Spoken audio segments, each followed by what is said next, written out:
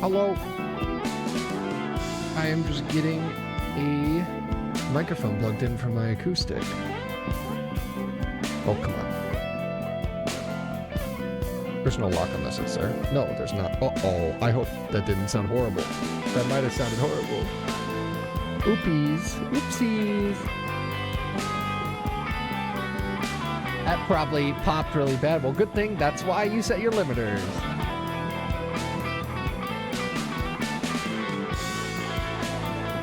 Alright.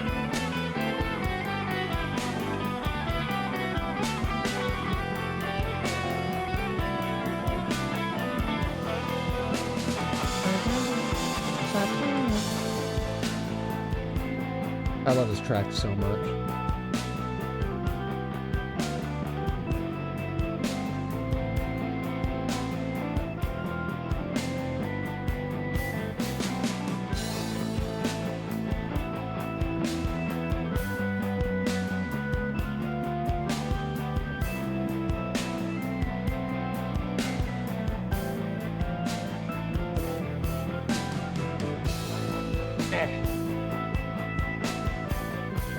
I'm adjusting a microphone, so like I'm basically putting it on the ground.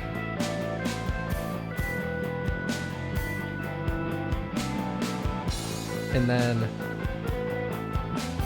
setting it up so it faces the guitar.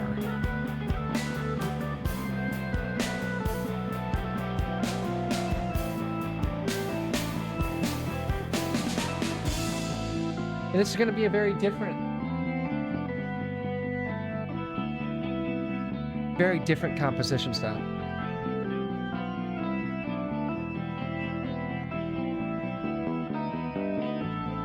Because let's switch over to FL. Bum, ba, da, bum, bum, bum. Yeah, there we are. There I am. Hi. Hi. Hello. So that's all there. Where's my plug?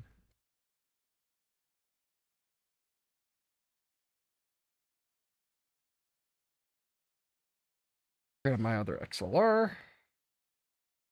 This is also a, oh my gosh, a condenser mic. So good thing I already have phantom power setup. So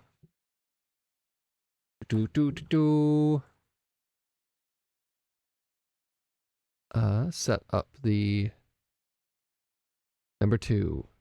And then there might be. I'll try to keep it minimal with the gate. Actually, I'll do that right now. I'll set up tuner, SSL, gate, like that. Fast attack. And now, adjust all these angles and everything.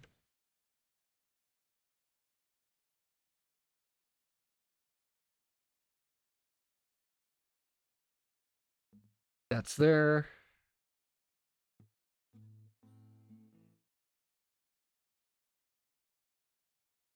And then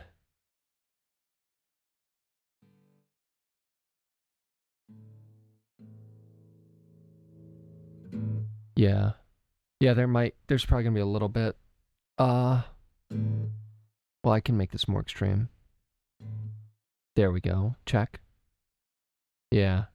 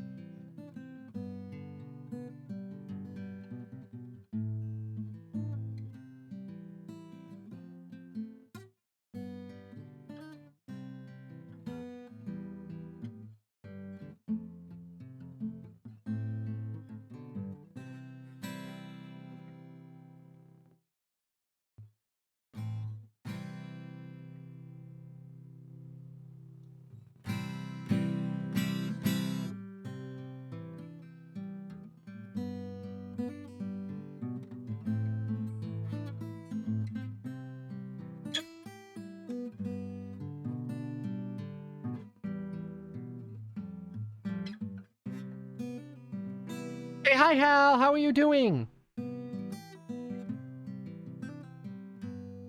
How are you doing? I hope you're doing well. I got to turn up the gate here because I have two microphones. Turn this up so it doesn't pick up my voice.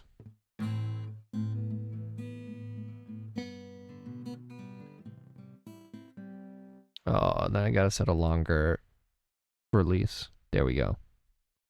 And then maybe I just need to talk quieter.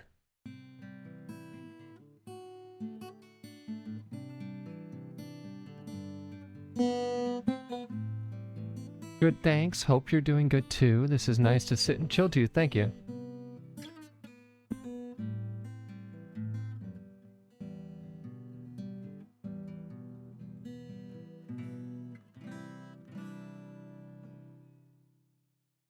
Very nice.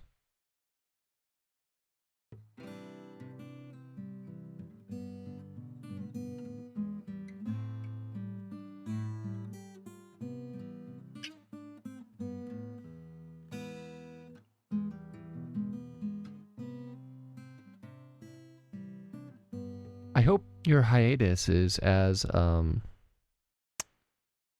fruitful as you hoped.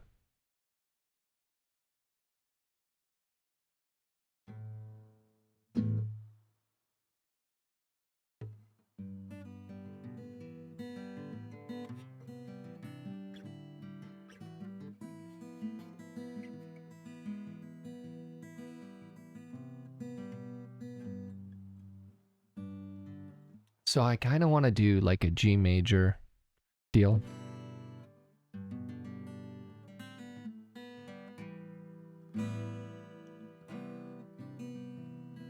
Because it's going to be like relaxing, but not, it's going to be relaxing, but not like exciting. So I kind of want to go with a, let me face this down a little more. So that the guitar mic doesn't face me like half as much. It has, and it also hasn't been at the same time. Oh, well, I hope it improves. I know, it's funny. I saw, like, I'll do this. Hold up. So this, then, let me compress it.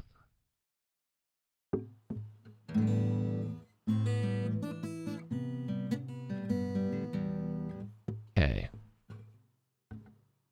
And then I will just quickly mute that while I talk. Yeah, that's the play. That's the go. But thank you for the well wishes. No problem. So I know I saw you posted like 3 days into your hiatus or whatever. It might have been more than that, but you were like, I crave streaming, and I was just like, I knew it. I knew he would crave the stream.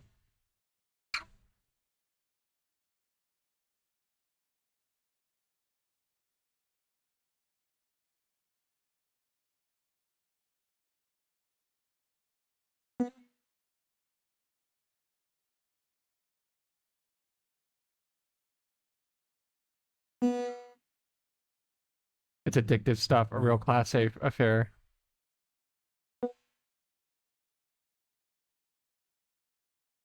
Is that a reference to does the UK categorize drugs in classes?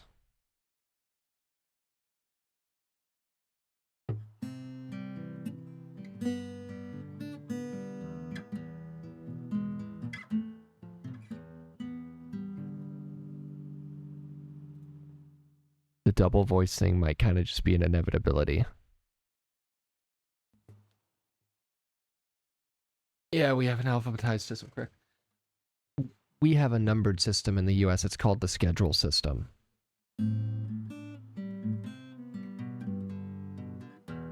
With severity being low numbered.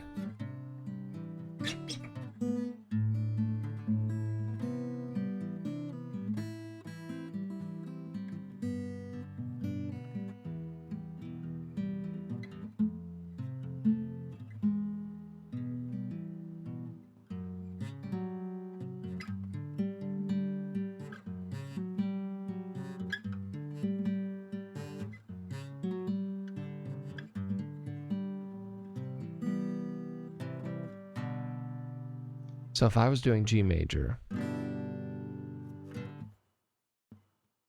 do like a, what if I did like a 4, 5,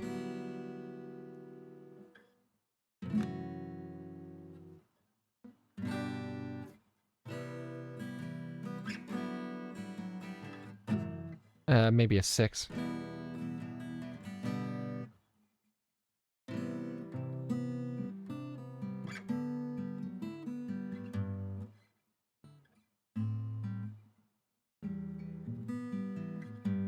No, I couldn't end it on the with the 4th chord, so it'd have to be like a.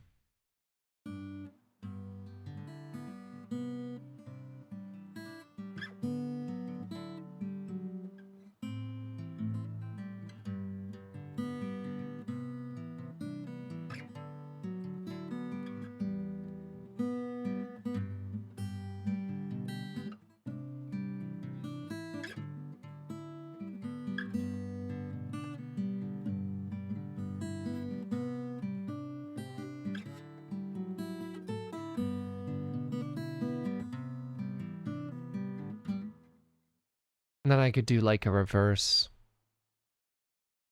or like an inverse circlifis.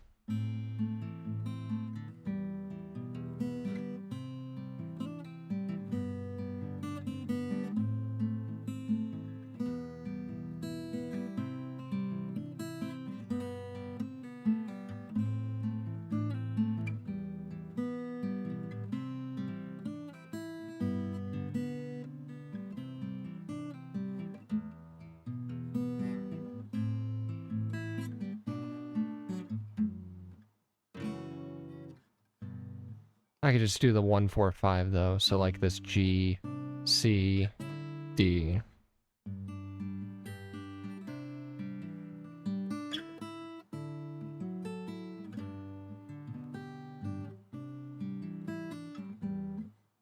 Maybe do a C then.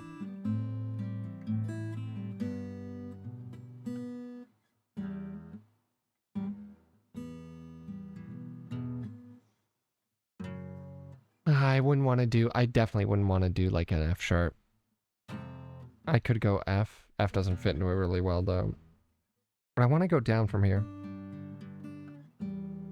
I could just go to E and just settle for E.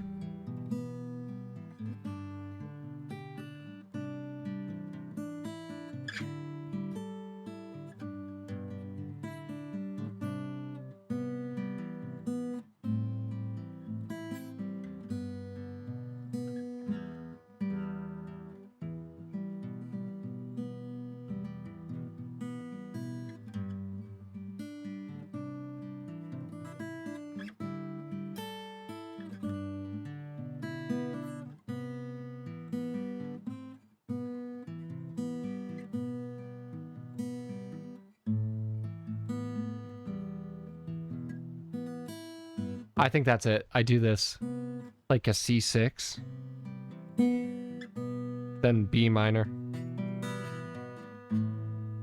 then A minor 7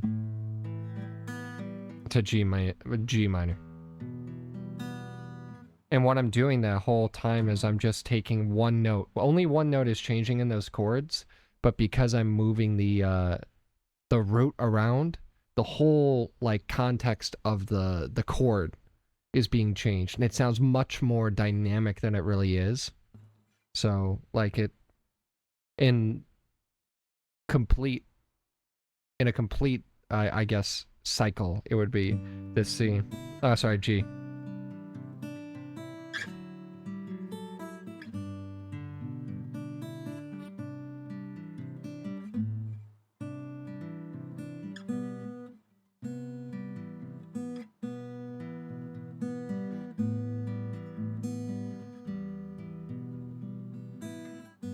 Pop an alert for you, Mr. Man. Thank you for the tunes. No problem.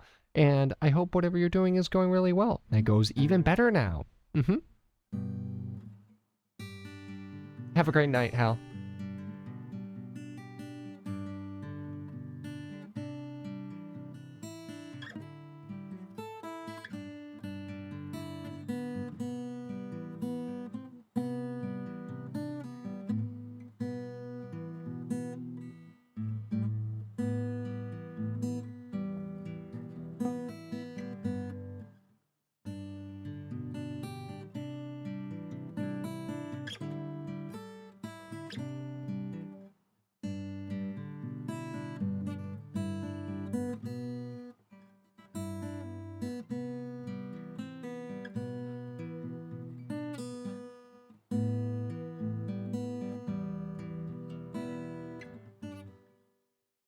So how long is that? Also, let me get the rhythm out of it.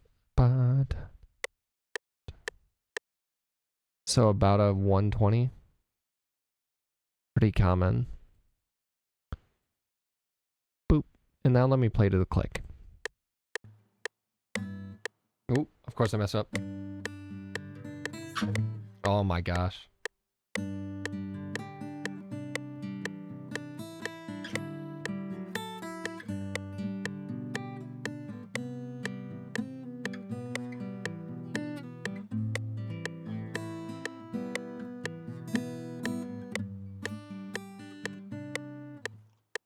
Okay, let me do like a recording with just timing as the intent. I just want to kind of get an idea on how long this cycles through. And of course I mess it up. 2, 3, 4.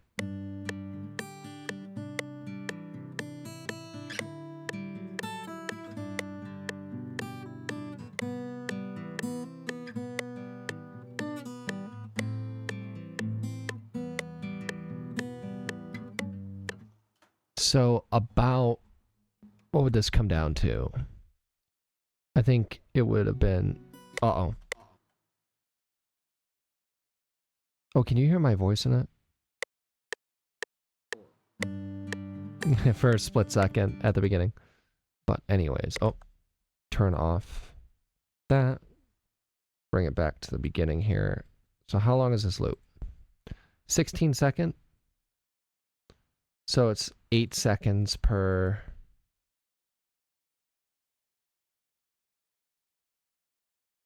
I could just bring this down to like 100 BPM.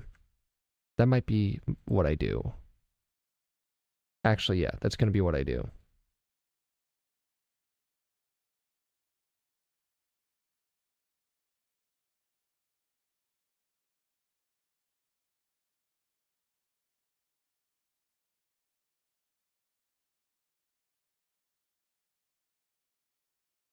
Bring that down to 100.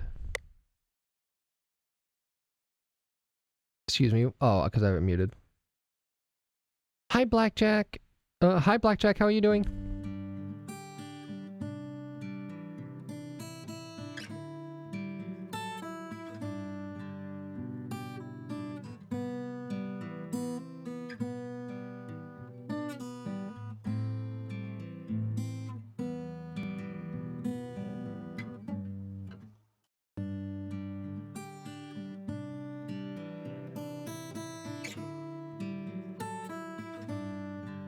I hope you're having a great night. I'm good. In the middle of a workout, so I'm a lurk. I'll be back after I'm done. All right, awesome. This isn't great workout music. I'll be honest. So I do not mind you lurking until you get back. A lot of other times I'd be making good workout music. Today, not so much.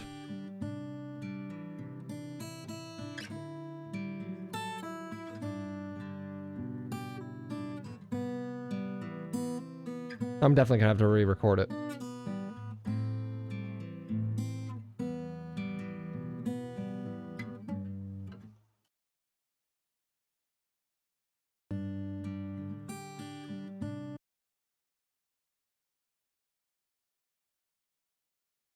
So mute that. This. Oh, I should probably, oh my gosh. I should make sure it's tuned. I bet it's like barely off. Yep.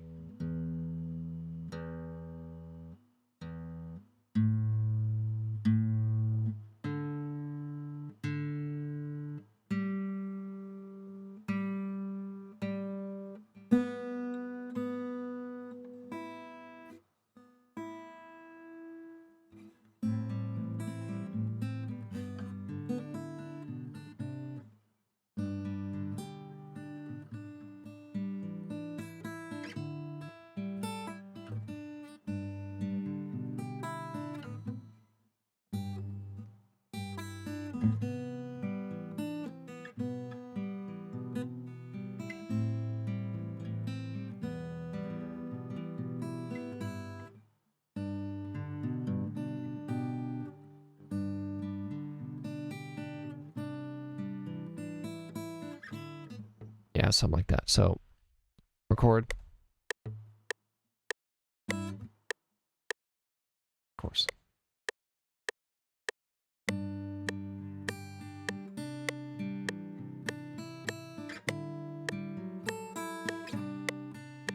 I went down to see.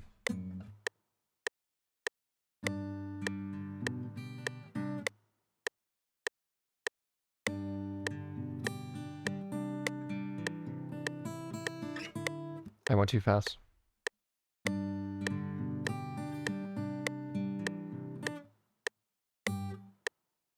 Oh my gosh.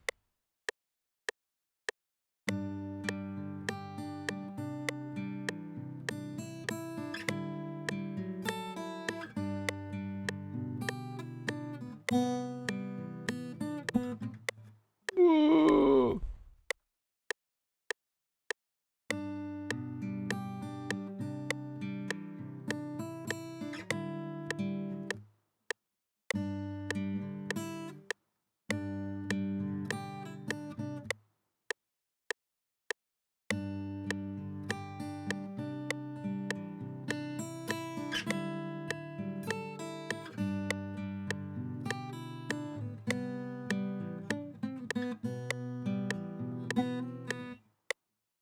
Off by a beat.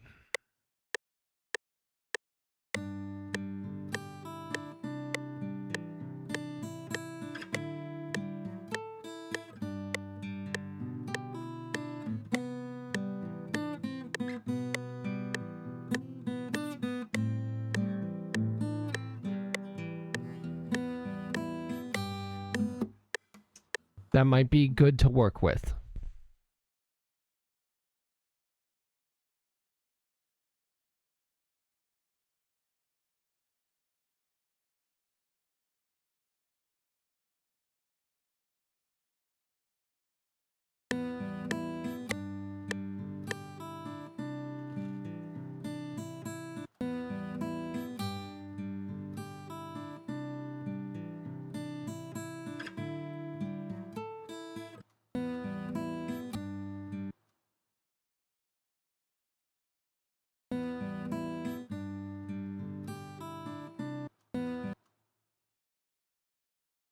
Make this a really fast cross.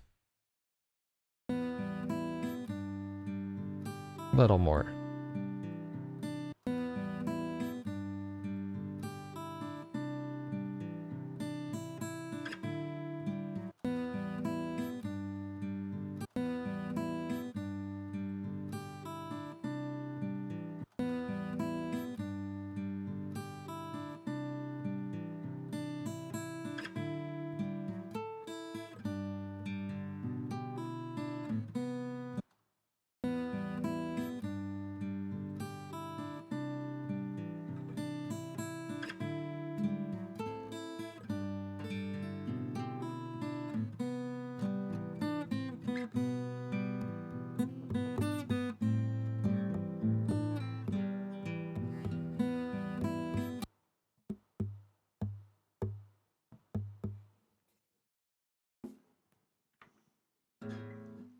One sec, let me turn my fan off.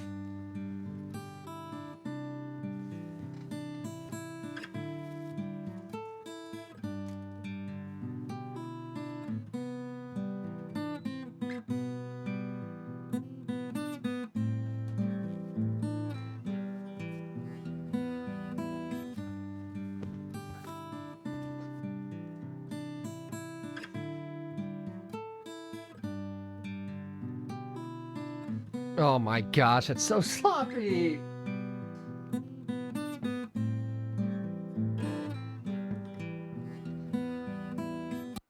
I hate it. I hate it. I hate it. I hate it. I hate it. I hate it. I hate it. I'm re-recording it. Get off none. Get back to line. Thank you.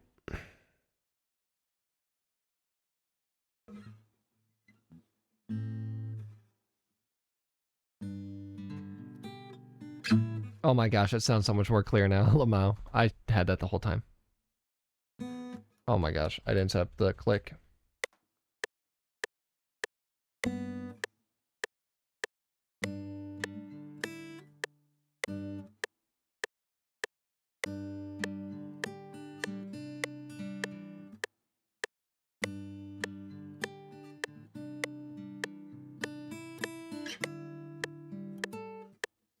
Why?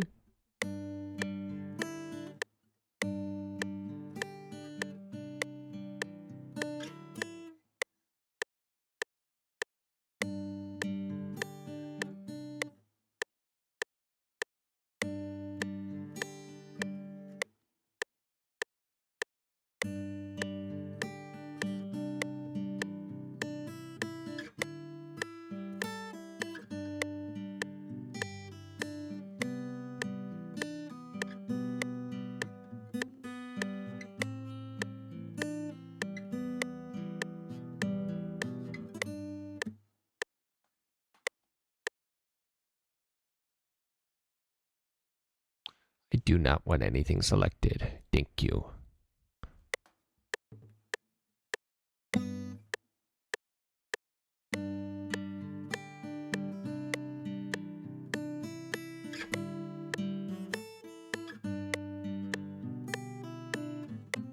Oh my gosh.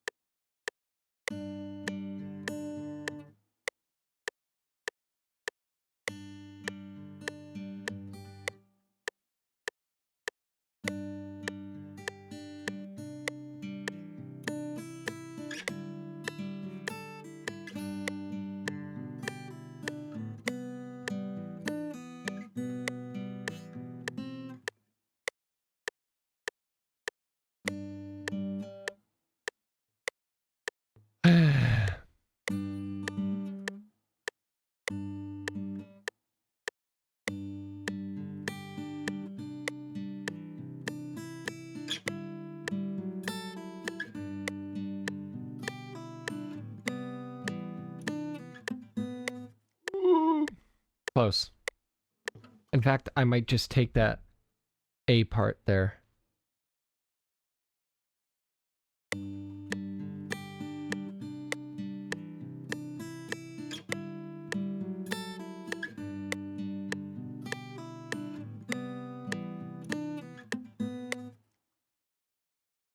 Nope.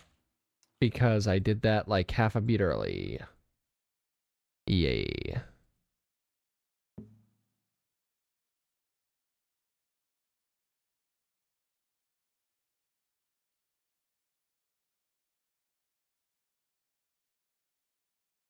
Set phone to mute. All right. Record.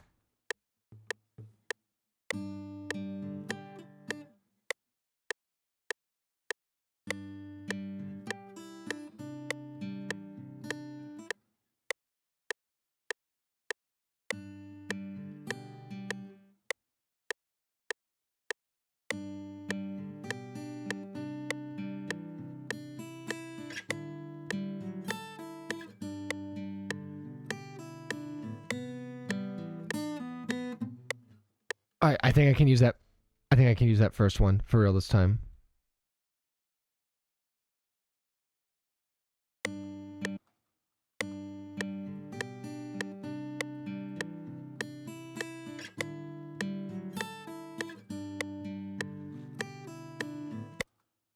Perfect.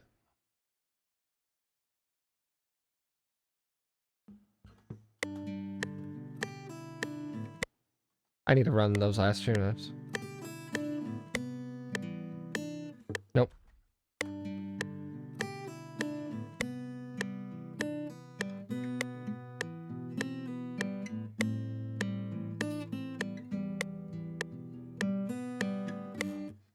Not quite. Not quite. Almost there.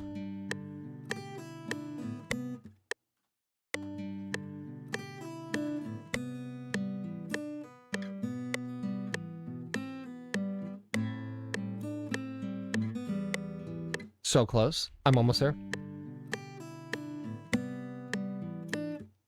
I didn't do the other notes.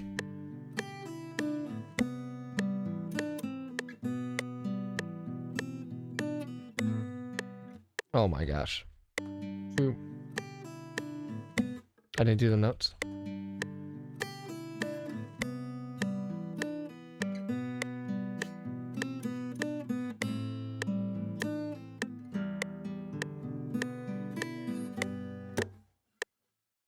So the reason why I had to hit those notes beforehand and why I hit those notes afterwards is so that it blends smoother. Hopefully, we have a perfect blend here. It's really close. Basically seamless there.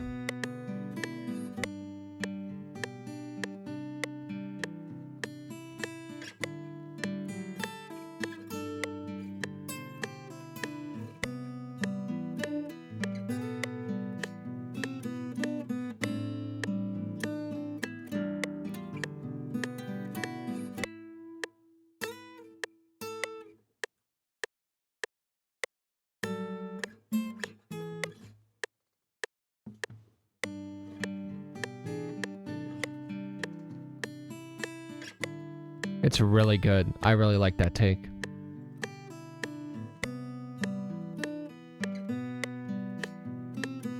Let's have some reverb.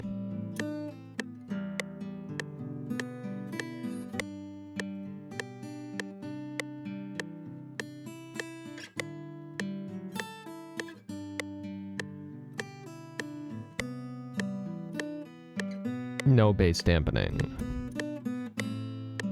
More separated.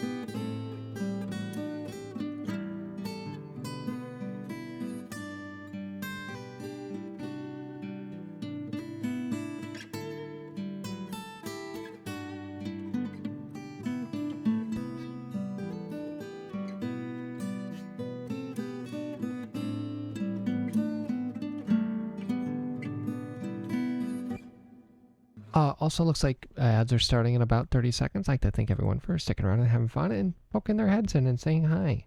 I hope you enjoy Ad Prison. There is no parole.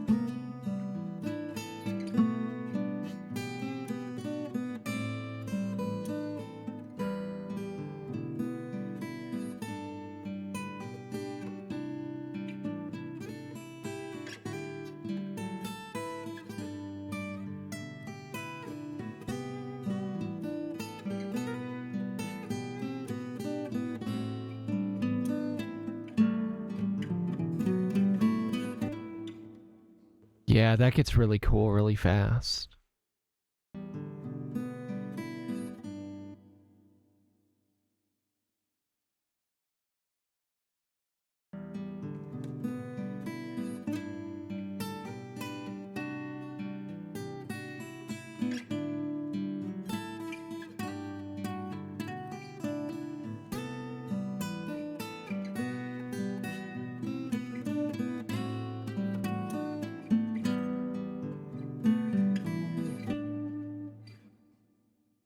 That's cool.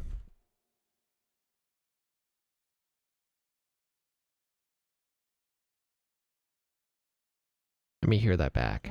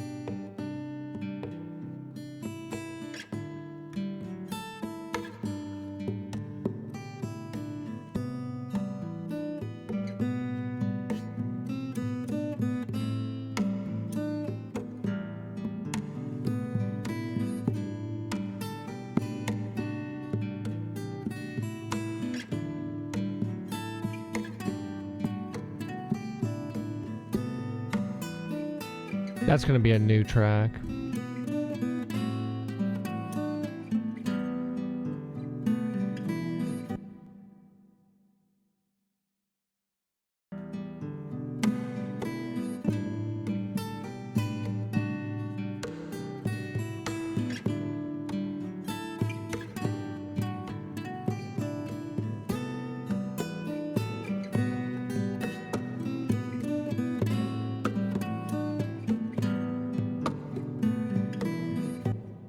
Something like that?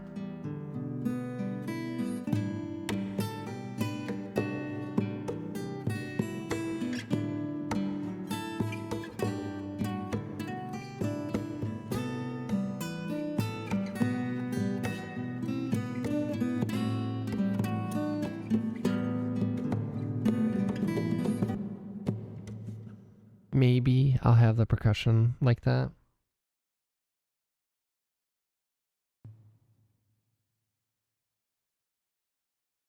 Maybe.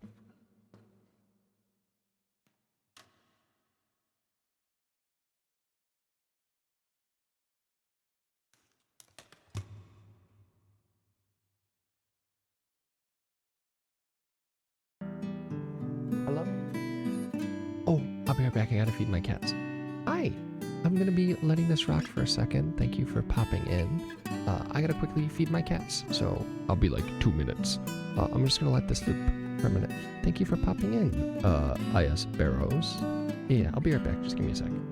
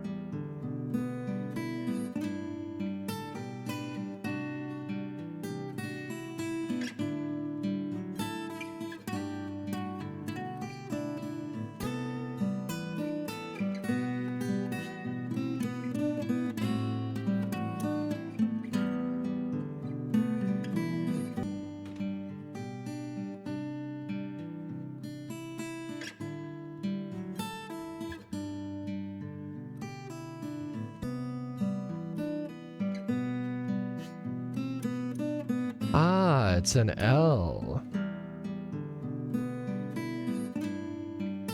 Cool. Thank you very much for popping in. I hope your night's going well. Turning the bottle back on. Hi.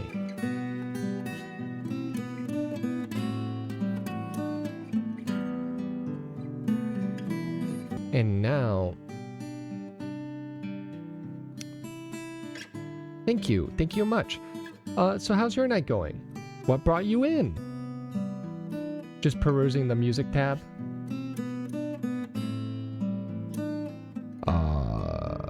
There it is.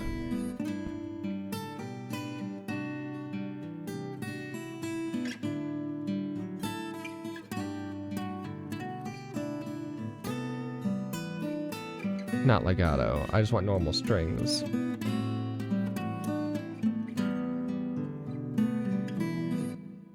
So if I'm doing G, going great. Currently trying to find a cheap cornetto for sale. I'm looking it up. Like the food?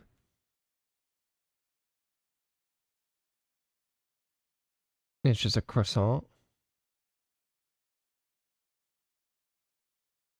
Croissant. The No, it's not ice cream. It's a croissant.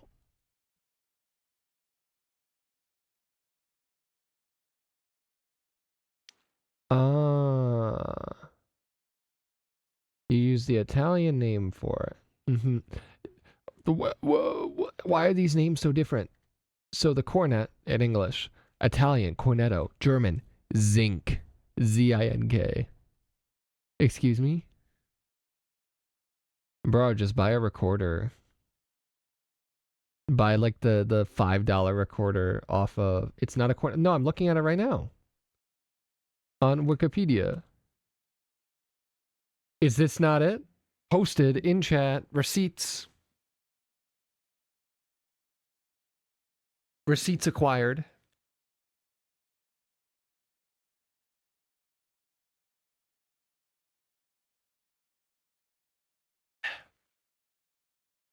Sorry, I was gonna sip a drink. And that's right, I was doing strings next. No, 9 is already recorded. Yeah, that's it. Yeah, that's what I thought. Gonna tell me I don't know about something I just looked up. It does not. I figured it didn't. I was just looking at it. Obviously, recorders are very different in timbre. Recorders are like closer to a flute than a lot of other things. Am I gonna do... So what, my chords go G, G major.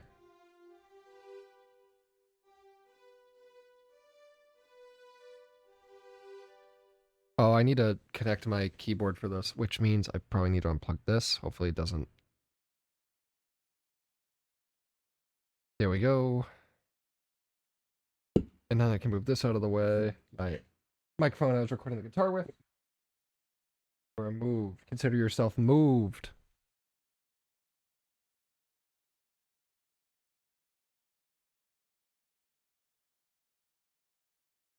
I need the power. It's basically a trumpet made out of wood and covered in leather. There are holes instead of pistons. Well, it's not a brass instrument though. But I assume you mean in terms of timbre. It's a trumpet. Oh, it's got a brassy sound, I will assume. Well, you play like a trumpet. What? It's a wind instrument. What do you mean you play it like a trumpet? It has a mouthpiece. Yeah, a lot of... It's just a reed instrument, lip reed instrument. Wait a minute.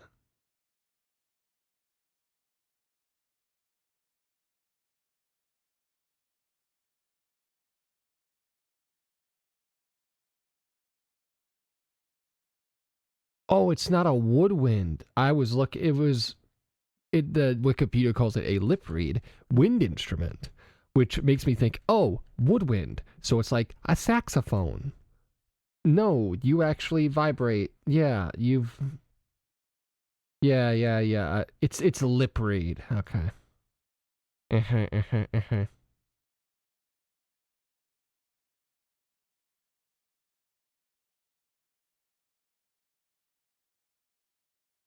Yes. Okay. Learning every day, learning new things every day. Did I not plug this in? I did not. Plugging in my keyboard. It'll go beep boop boop bop. It's going beep boop boop bop.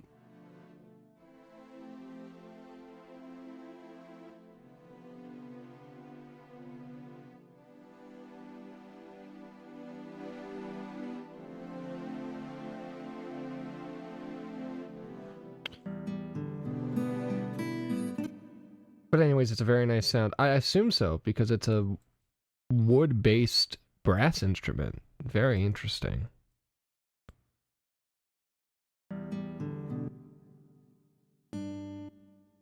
So I go G. And then G, G, C, D. Into C again. Well, it's like a C6, so... So really the C6 might actually... The C6 I kind of set up might really be a, oh my gosh. An A minor. Because they're the same notes. We'll find out as I kind of figure out a bass for it.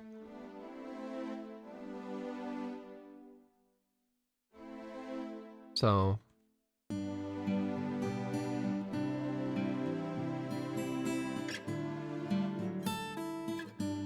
Oh, I did the D minor. I was like, why does that sound so bad?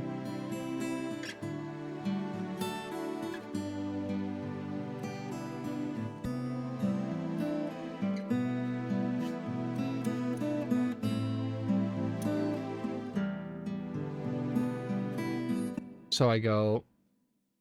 It goes up to this.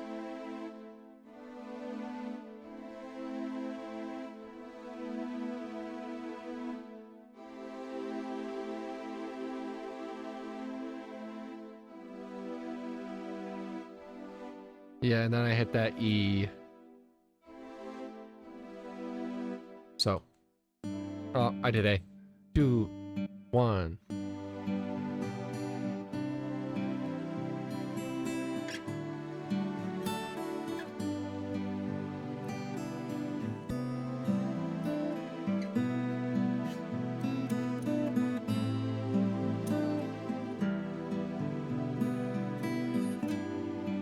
That's cool. I'm a big fan of that progression.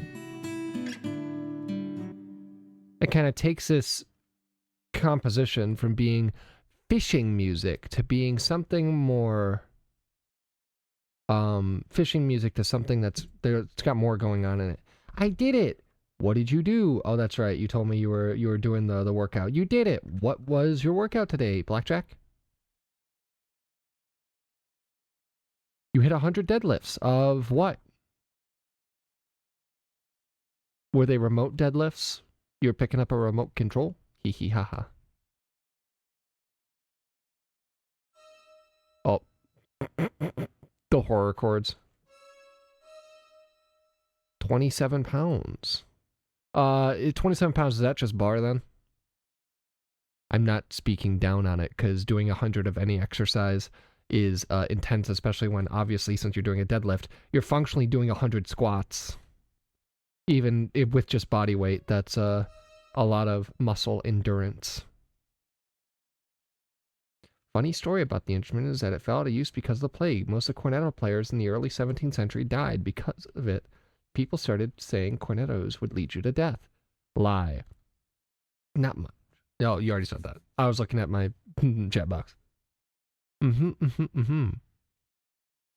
It's funny because I have a Plague Doctor plushie. I have like the bigger one, not the super big one, but the original size one. So let me go back to these chords. It was G, C, D major, and then up to A.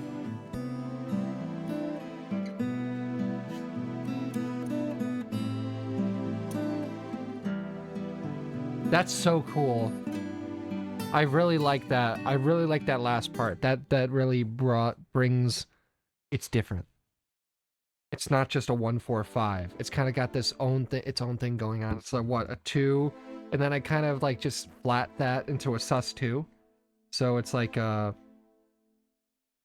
minor, A sus2, A7, A minor 7 into an E minor. So got to do counter push-ups, as in incline push-ups. Your favorite progression is the Romanesca. I'm pretty sure I know that one, just not by that name. Is that the 1 7 6 5?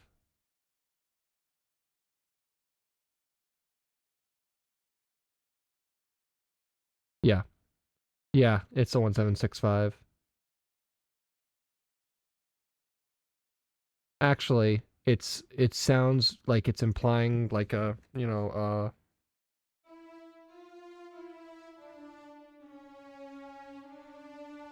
it's like a 3, it's like a 3 2 1 sharp 7 1. Like obviously that's how I would, obviously that's just a melodic idea. Like resolve it back in that, so like and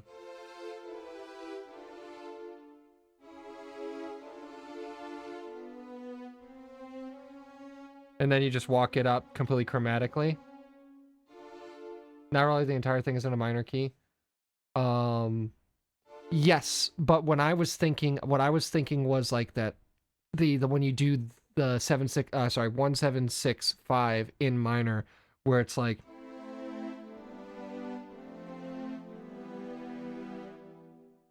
but it's not quite, because that's, you know, whole step, oh sorry, root, whole step, half step, where it's, this is like a half step, whole step, half step.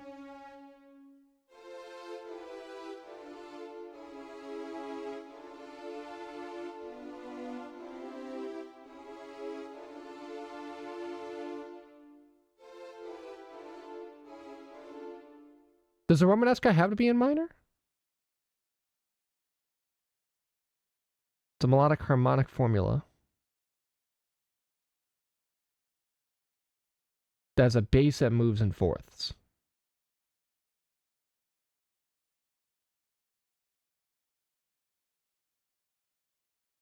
Here are examples. So you would have a major 3, major 7, 1 is composed of 4 chords, repeating bass, which provide the groundwork for variations and improvisation. The traditional bass is thought to represent the standard accompaniment that developed with the tune over the years. The Romanesca is usually in triple meter, and its soprano formula resembles that of the Pazzamezzo antico, but a third higher. The harmonic bass pattern of the Romanesca is major 3, major 7, minor 1, major 5th, major 3, major 7th, minor 1, major 5th, 1. So it resolves on a different note than it starts on. Ah, the refrain of Greensleeves.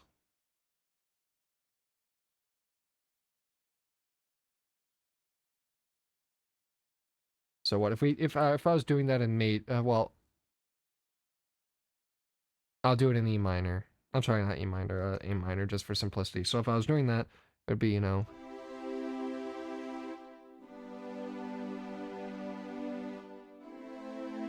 so 1 2 3, 1 2 3.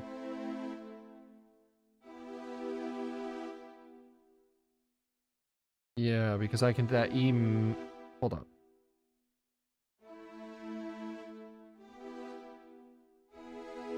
So you got to borrow for that E because the 5 is not naturally major. So.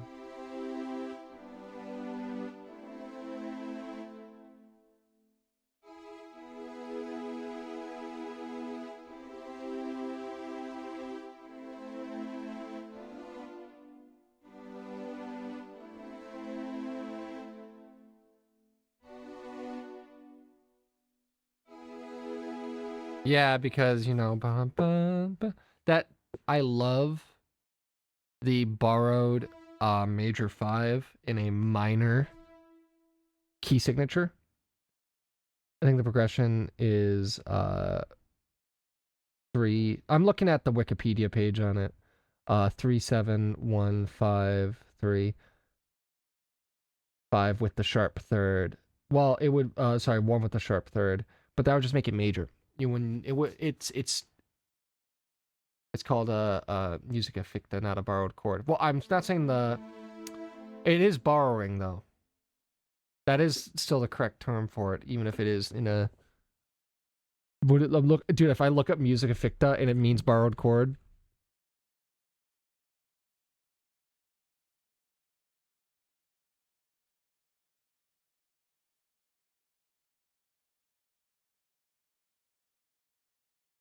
Oh look, it's just borrowed notes.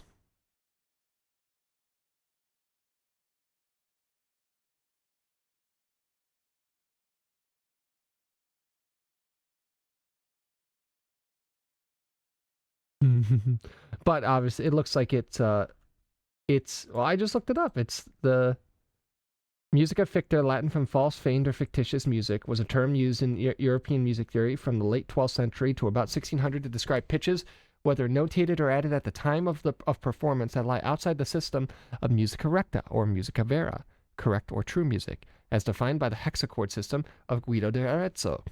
Guido of Arezzo.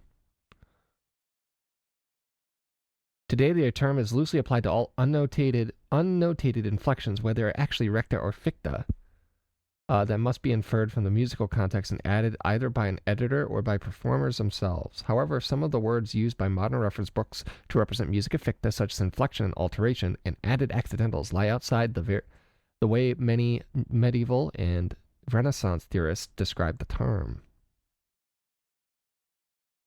It's essentially a borrowed accidental that is not written. The thing that seems to be going on here is that it's not written.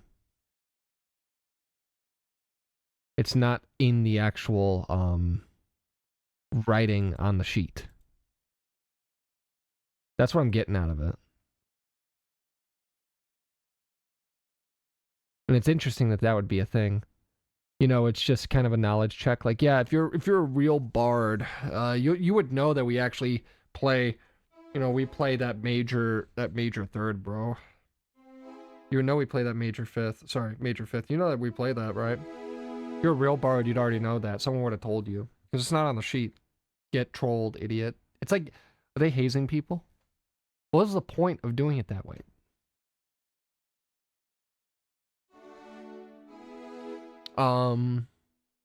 So back to what I was doing here.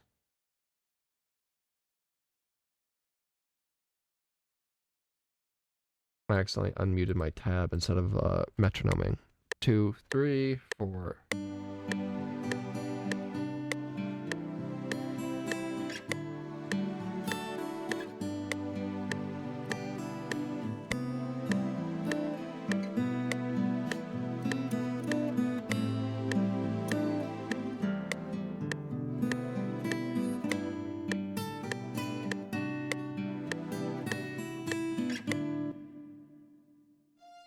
So let me record this pattern. Oh, no, give me the pattern. Click here. Click there. Got it. 1, 2, 3, 4.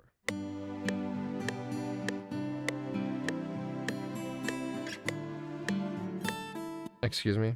1. I did the minor.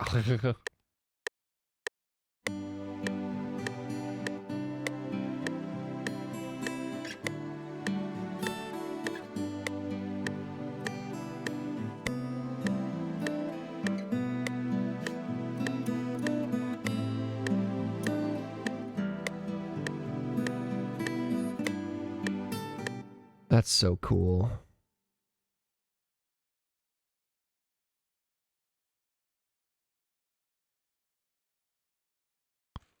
Why did I go so early on that G?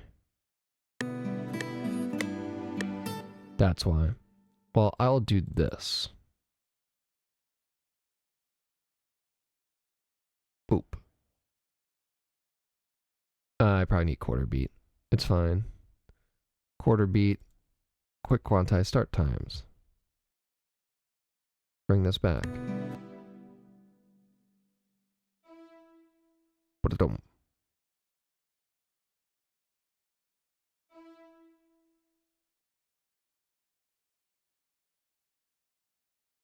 Welcome back, by the way. So what I was saying is, it looks like, from what I'm reading about it, that it's just an accidental that is not written on the sheet, for whatever reason.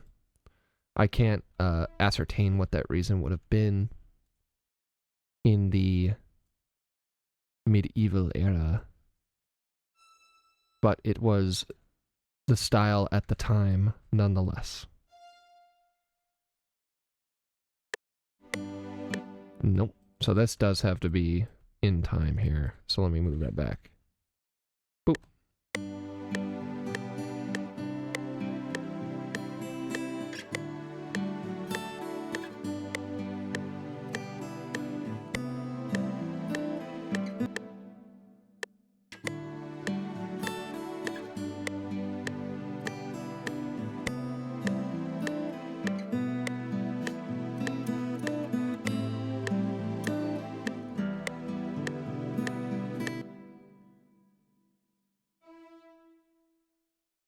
I'm gonna have that note get held the whole time.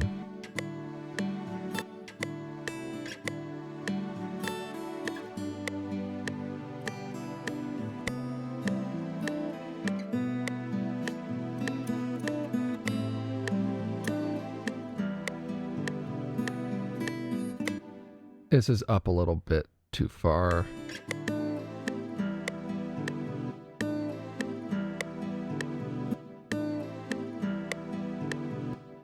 And then what we're going to do is we're going to go boop, boop, boop.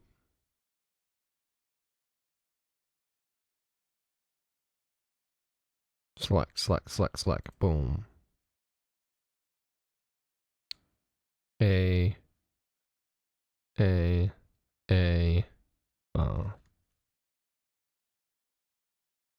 bring it forward. Drop it an octave. Cut this one. Nope. Cut it better. Cut it better. There we go.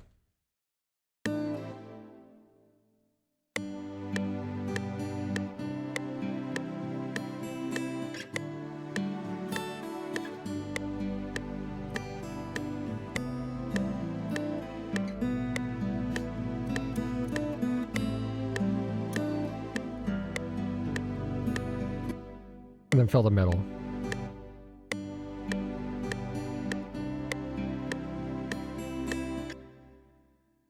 Oh, oh.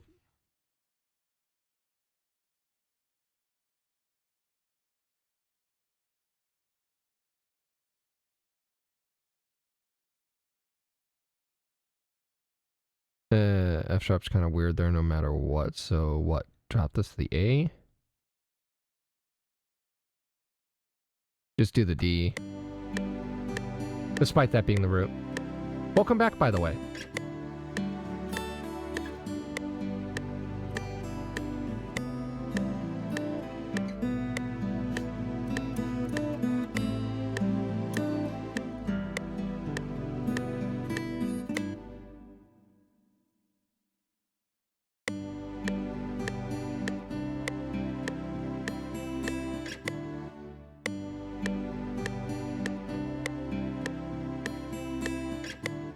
I'm just gonna have this legato.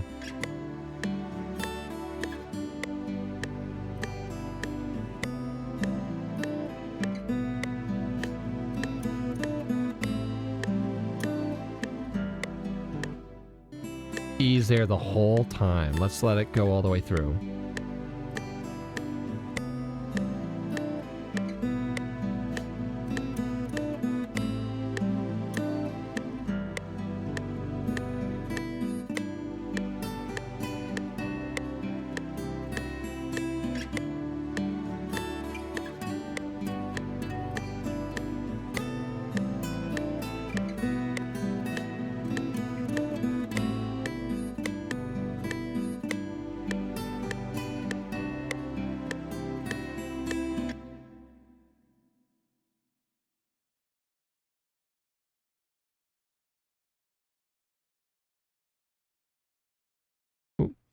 Hello? Why'd it cut weird like that? Must have whiffed. And I'm just gonna have a legato here too. Ooh. Bang. Oop. Bang.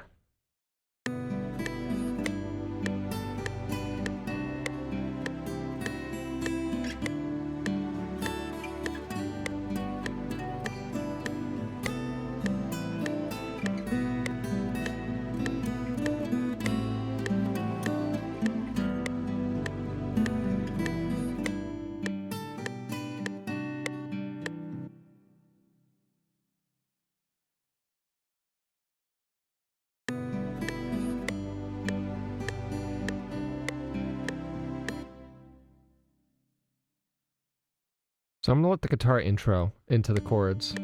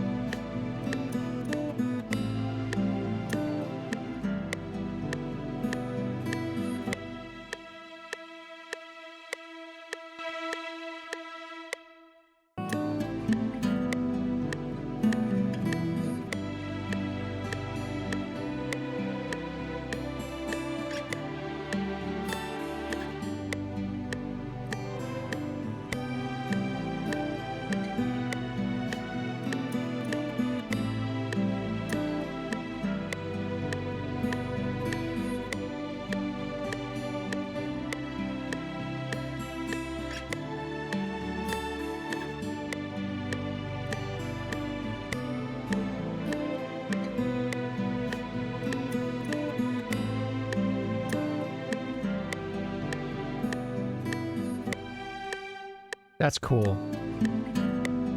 So starting on the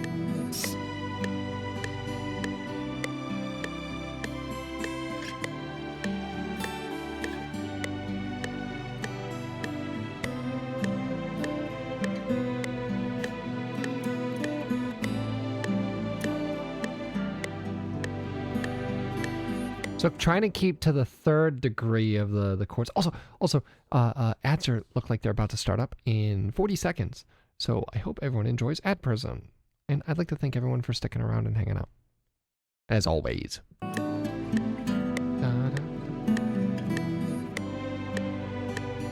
So it's a G start. So B.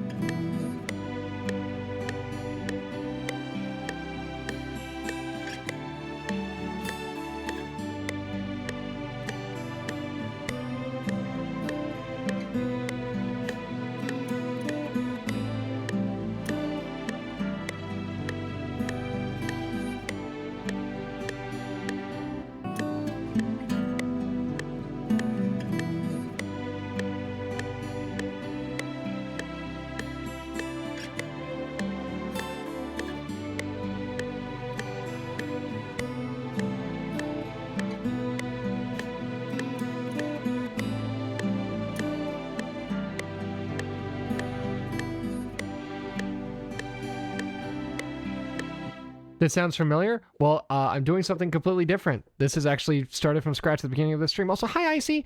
I hope you're having a great night. Thank you for the 200 bits. I really appreciate it. How's your night going? How's your day been?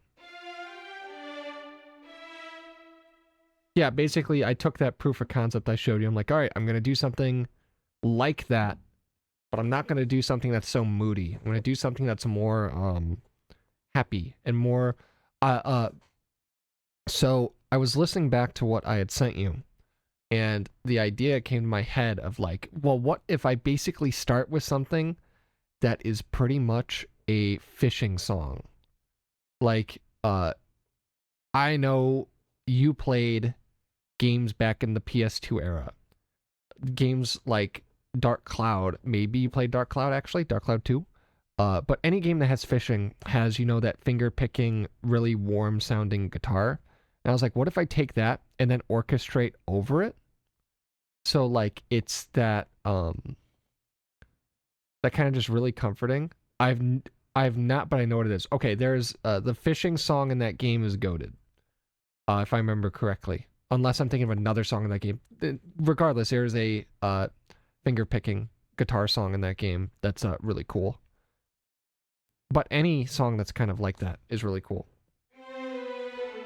And I was just like, well, what if I just take that idea and then I orchestrate over it while the guitar's playing? And that's why I've kind of got this idea going. And then it's like, all right, I want to go. So I'll play it from the start here.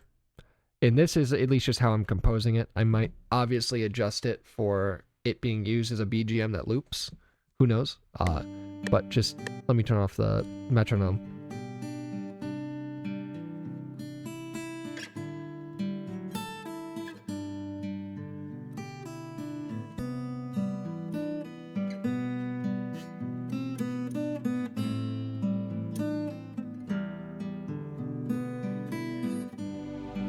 Yeah, I need... I might re-record that second part of it so it goes back into itself a little better. It's funny, because once it's kind of being buried behind other things, you don't notice it.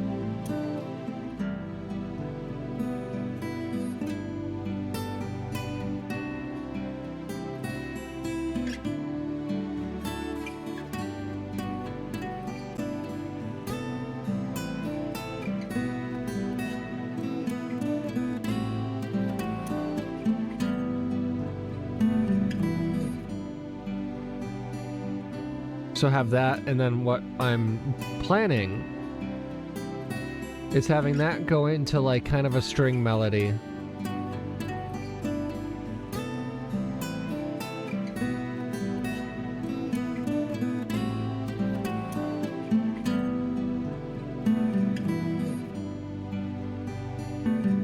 So like, I miss it.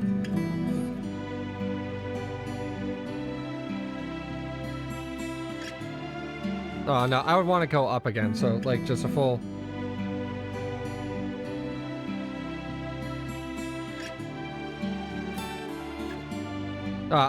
That's why. F sharp. I'm in G major. Hi, Cheesy Macaroni. How are you doing? I hope you're having a good night. Cheese to meet you. I'm proud of that. No one can take that away from me.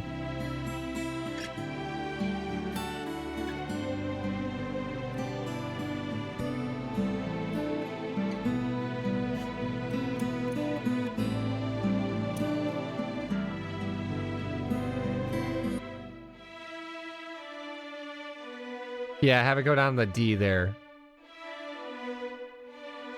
Because that third degree.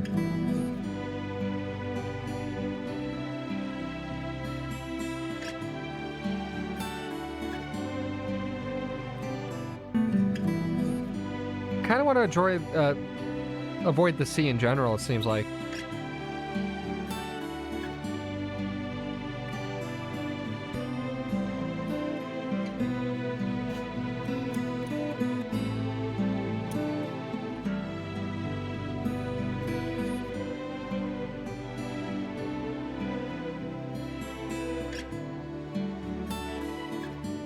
So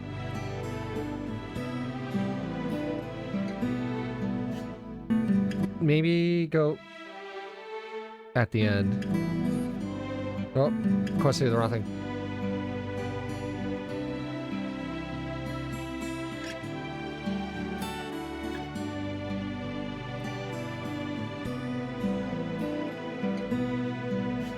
I shouldn't do B there because I gotta like changing to the B has to be like an event because I'm in A there. So doing the B and having it be like a second degree on the chord.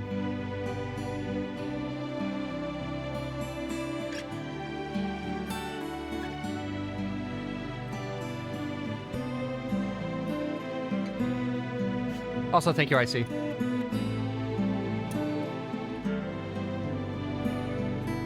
So I don't want to go to B, so E minor.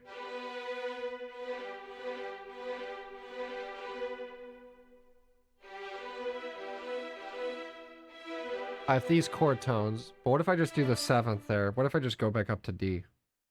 And I have the normal chord be an E minor, and then I'm playing the 7th on the... We'll see.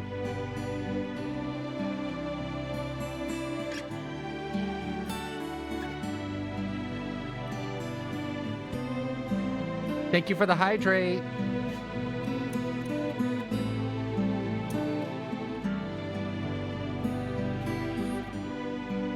There we go. Get hydrated, nerd. Thank you, Nitanius Eclipse, for the hydrate and posture check.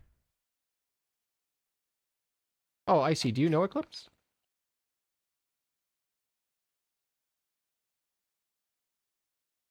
Your name looks familiar.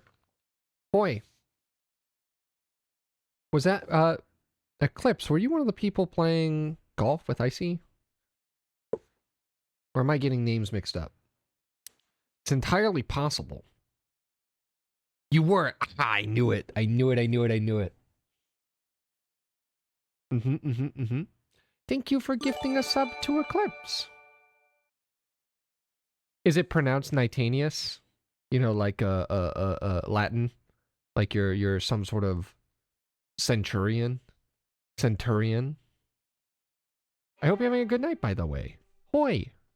Hoi indeed. I was using autotune last time. Like, that was you. You had the vocoder on. Oh, was it autotune or a vocoder? Thank you for the sub, Cheesy Macaroni. I appreciate that. Oh, the Icy gifted the sub to Cheesy Macaroni. I looked at the stream elements. I looked at the stream elements thing first. Forgive me, Icy. I appreciate your patronage.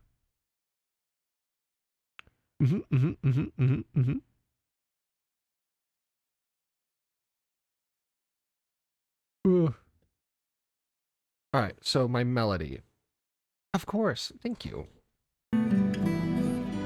So B into the D, G, F sharp, E, D.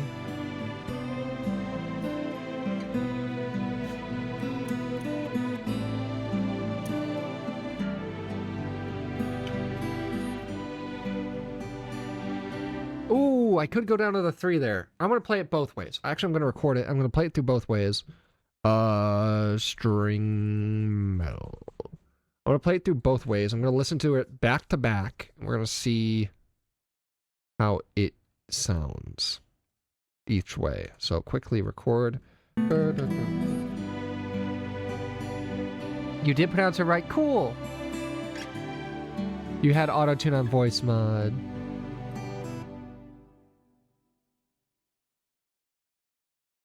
Alright, do this. Yes, thank you, Stream Elements. Yeah, it was like auto-tune on voice mod. Is it real auto-tune or is it a vocoder, though? I can't remember. I think it used to be a vocoder. Maybe I'm crazy. Like, does it actually latch to a note? Like live? Or does it kind of just like play notes? Your voice plays notes through it, kind of robotically. I can't remember. They might have even changed it. Do you do the Travis Scott where you fall off the stage? This is wild to watch. It makes my work in Adobe Audition look like child's play. Adobe Audition? Have I even seen what this program looks like in my life? I don't think so. I don't think I've ever looked at this program in my life. It's also not supposed to be a music DAW from what it looks like.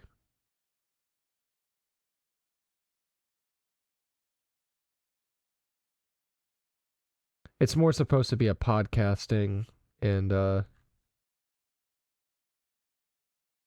yeah. Looks like at least they're presenting it more podcast-wise. It's kind of a, yeah, it's what we use to record your voice acting stuff. Looks like it would probably be pretty good for it because it has that, adaptable, oh my gosh. The automatic noise suppression or noise reduction.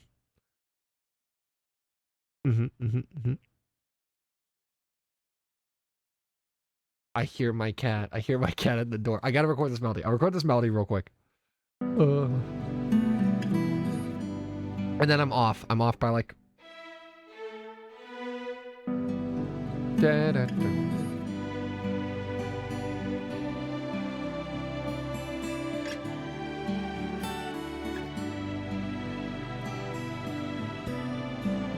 Oh, darn it. I completely missed doing the D.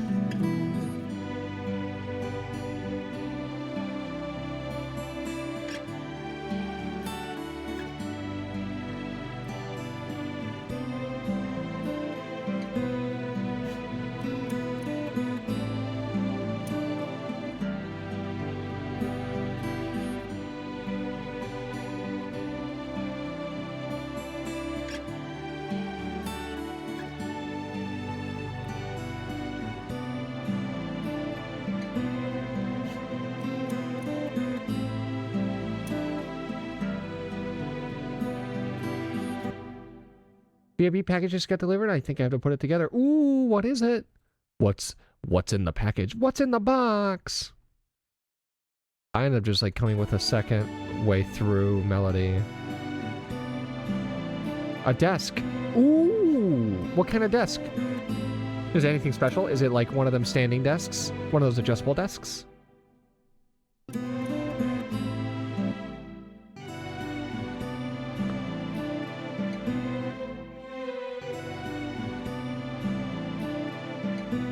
It isn't just a desk.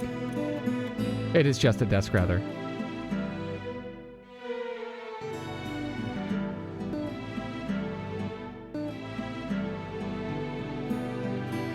There we go. And I kind of build that tension with that into the past. It's like a suspended note.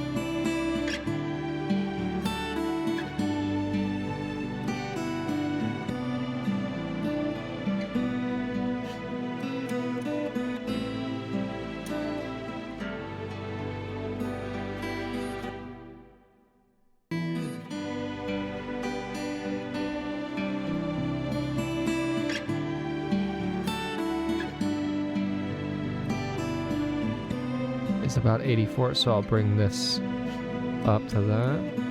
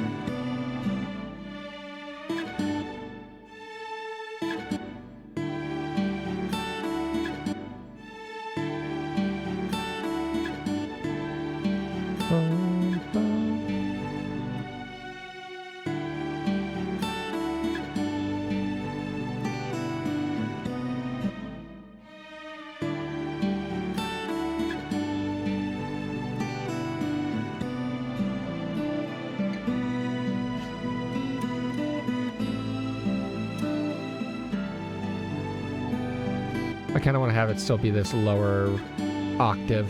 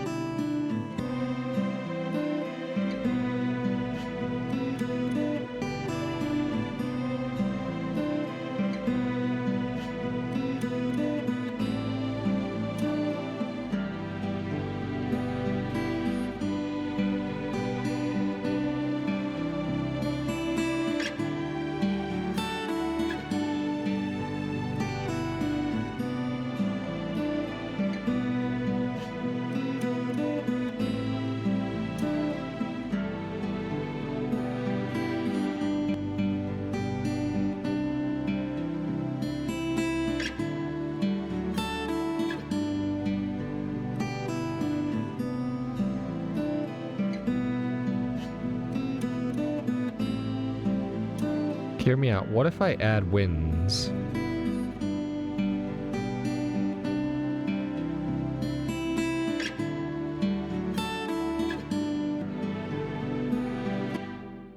What if I add winds to this? So put that to 10. Bring this up to 0.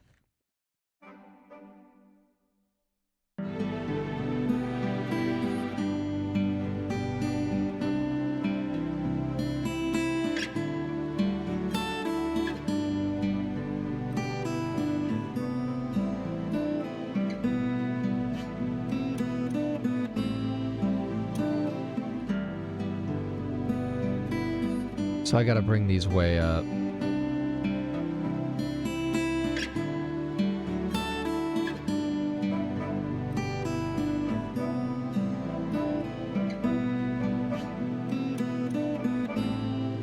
Oh, I also need to make sure I'm getting the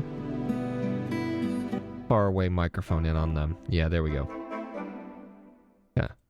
So I'm thinking. Crazy idea.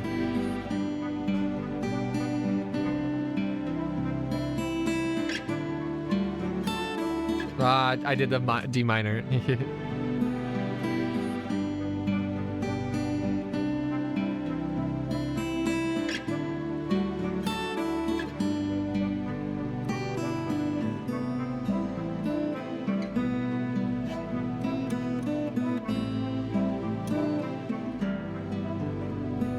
would be.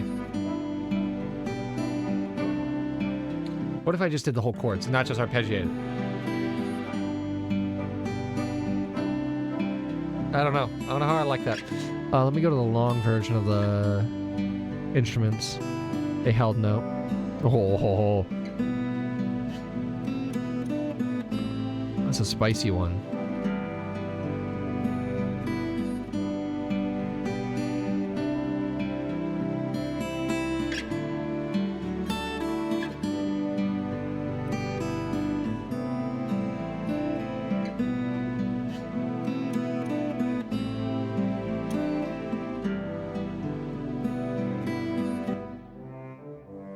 That might be why, because I'm a bit high.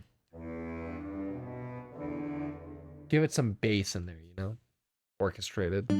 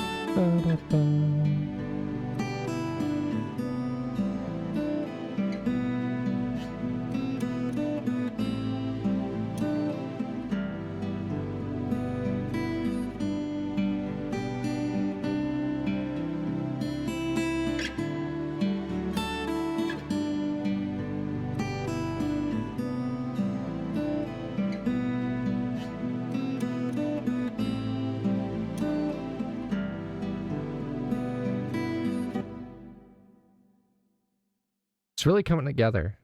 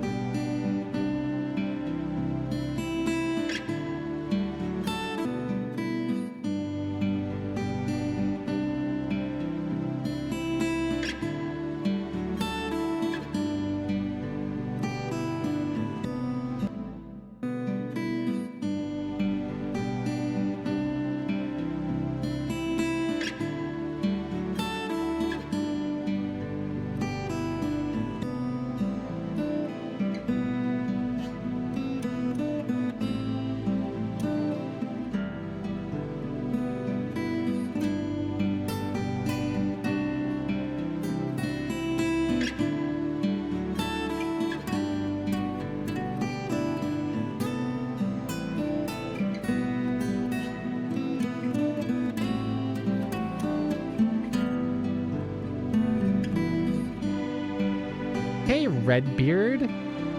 I was like reading her name. I'm like, wait a minute. I know this language. I know Leet speak. I'm an ancient gamer. I was there. I was there on Halo 3 Xbox Live.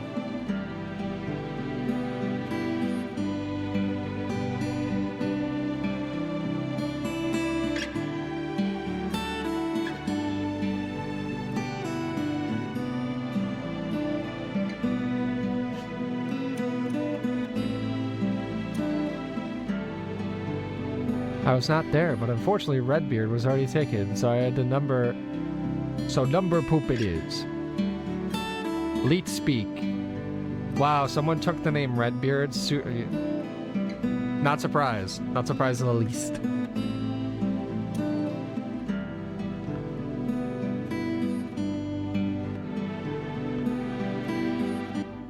Maybe then I'll go into... Oh. My second monitor just like turned off for a second. I really need to go through and get all of my cables plugged in, unplugged, and replugged at some point. Oh. My power cables, that is.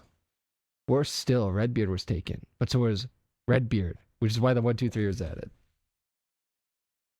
What if you just did Redbeard 321 with no numbers otherwise?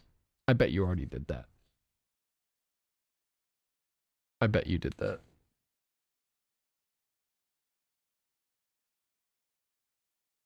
I can't imagine. Yeah, I was about to say, I can't imagine you didn't do that. Truly.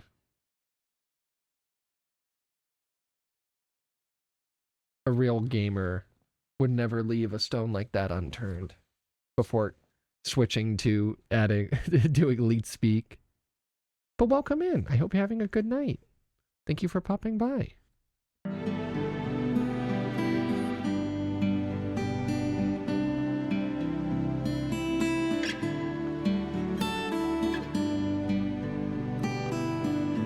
Your night is interesting. Oh.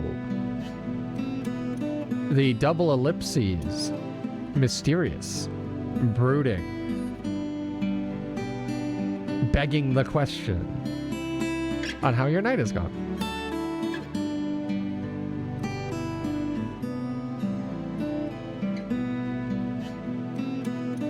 Yeah.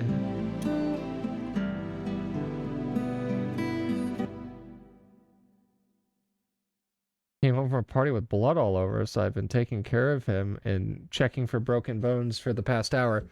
Alright. Not to make light of a serious situation, but I'm about to make light of a serious situation. Please tell me he walked in and you said, what happened? And he just went, you should see the other guy.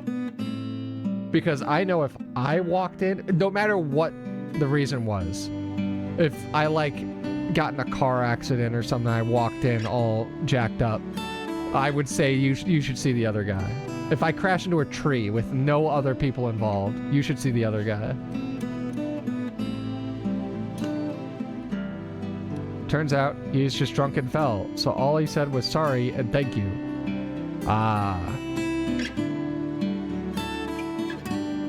Gravity. See, that's what happens. Eventually, if you have too much alcohol, you get so drunk you think you can fight gravity. Our oldest I wouldn't say our oldest nemesis. I don't think gravity is our oldest nemesis. I think the sun is. And that's why we should take the fight to the sun.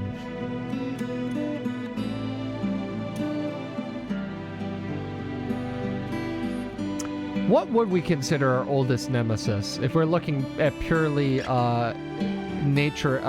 naturalistic, environmental factors? Gravity's been around longer than the sun, technically. That's true.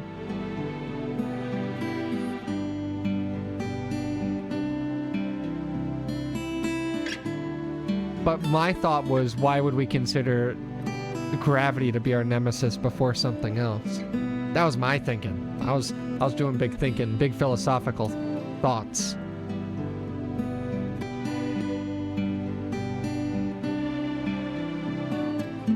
Also, fucking dope music. Thank you, brother. I know I said that silly, but I meant it. Thank you. I'm so glad Dope is making a comeback. Dope was uncool for a long time, and it's turned around, and it's kind of becoming a regular term. All good. Bit of silliness is all you need right now. What? It wasn't silly when your roommate walked through the door covered in his own blood? You tell me that wasn't silly? At least, you know what? The funniest, I think the silliest part of that story is the fact that he walked through the door. He made it home. He walked through the door, I would assume. Tomorrow we can all laugh. And if we make it, we can all sit back and laugh. But I fear tomorrow I'll be crying. Please listen to King Crimson if you never have.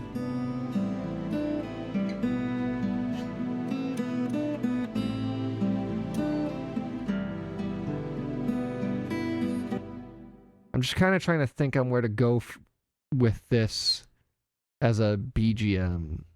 Back as background music. He found too great of an opponent in the door because he could not find the keyhole. Joke somewhere about guys not finding holes. You know, you didn't even have to say it. You didn't even have to say joke somewhere here, because I feel like that joke is ingrained inside of every male's skull as like a subconscious thing. That's like we're gonna all know the joke is there. We don't even, nobody has to say it. It's one of those things where somebody says something in a group and you all look around and you see everyone is trying to think of the best joke. At least that's a lot of scenarios I've been in with friends. Is somebody says something and there's kind of just like everyone looks around the table. It's like, all right, who's gonna come up with the best joke for this? Some of my friends are too innocent. Try explaining Rule 34 to a 30-year-old lad. I don't know how that could be possible. I'm not gonna say it's impossible, but I don't know how it's possible. I feel like if you went up to like a monk and you were like, yeah, people can find anything lustfully attractive, and often they anthropomorphize and they add feminine features to things that do not normally have them as a part of this fantasy. And a monk would go, I understand. Oh no.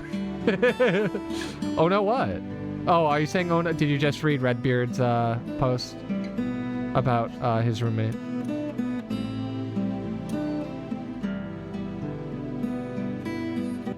Oh no, we're being the cliffhanger. Maybe Cheesy just got taken out by the CIA. I was thinking about the monk. Oh no. It's like that one story where everyone, it gets posted around every so often. It's like, this monk never saw a woman. I feel like he would get it. I feel like he might understand. Never met a woman. Because I mean, like, I don't know, maybe he wouldn't. Maybe he wouldn't understand. If only I too could be so grossly ignorant of the ways of this world. That's what I want to say that, but if you went like, oh, people lustfully add anthropomorphize objects with feminine features, he would not have a baseline for what feminine features actually are in a way that instigates lust. Because his only experience in what feminine features are would be in holy imagery, which are obviously not containing any of those features.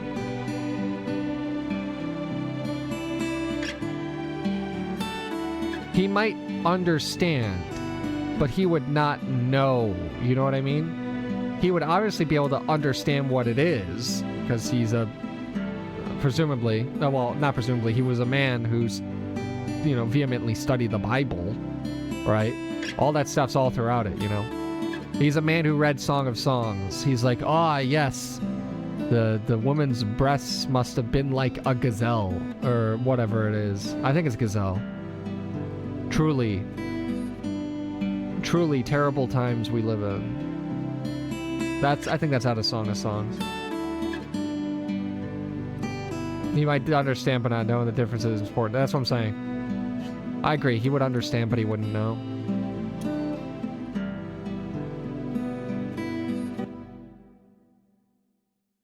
Hi. Do you want out? Do you want out, or are you in? Or did you want a spot on my bed?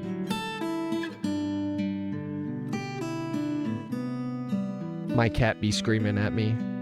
I've read about the woman with the breasts that did boobily things, but to know what that means is another story. Truly.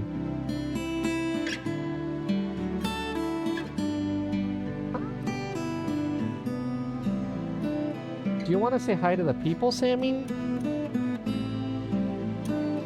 Oh no, he just wanted to lay down. He was upset that his spot was currently covered, was at the time covered by a guitar. So moving that. But yes.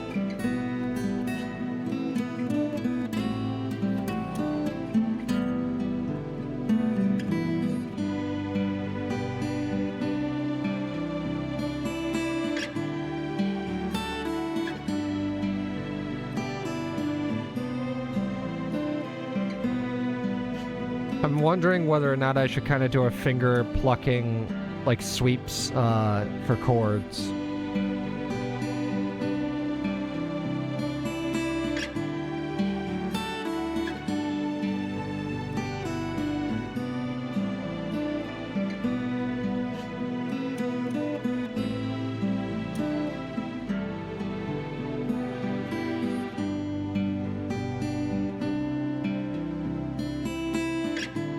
I'm just wondering what to do after that, because that's really strong. I could maybe do, what, strings mid, and then bring it down. That's what I'm going to do. Alright, we've got it. Ladies and gentlemen, we got them. This is a new one. I'll do strings mid. We're going to do this. We're going to big copy and make unique. Boop. Cut. Paste. Octave down.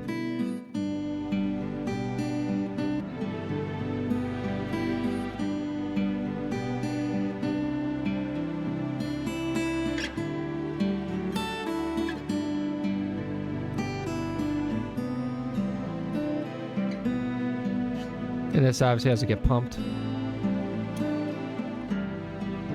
There we go.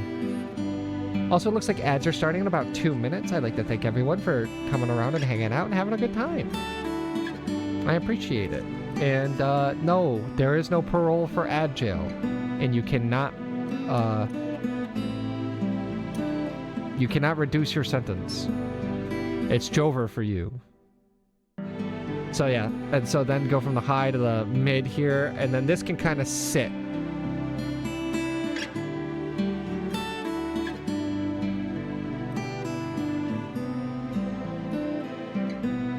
There we go.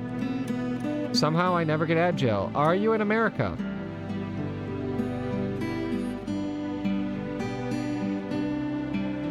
There we go.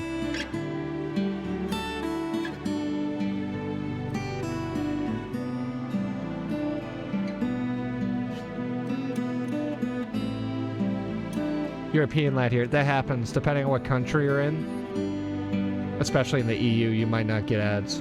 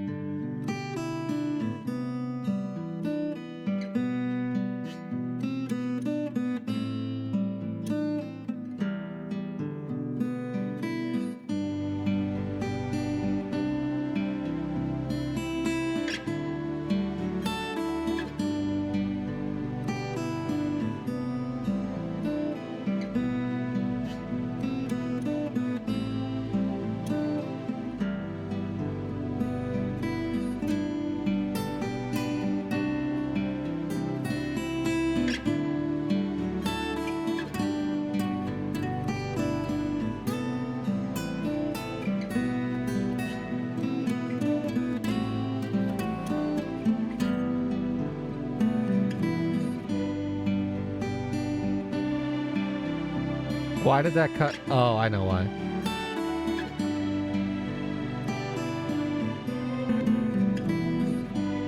Because I had that cut there.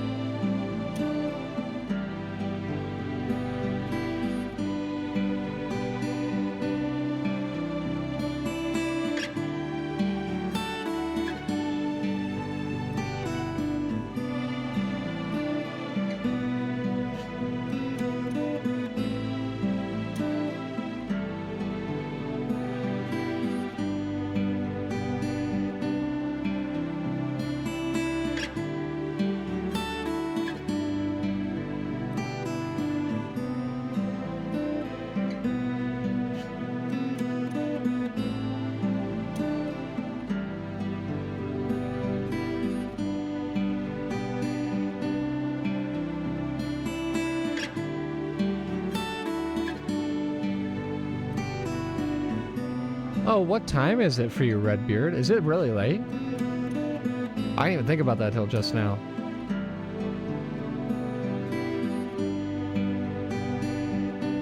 Hope you're not having like a bad night's sleep or something.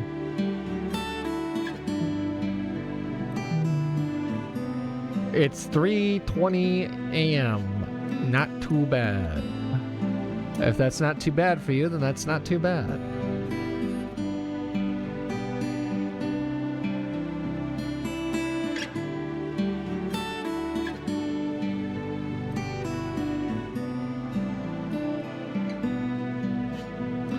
Something else that I love working with and using as a challenge is building a sense of rhythm without percussion.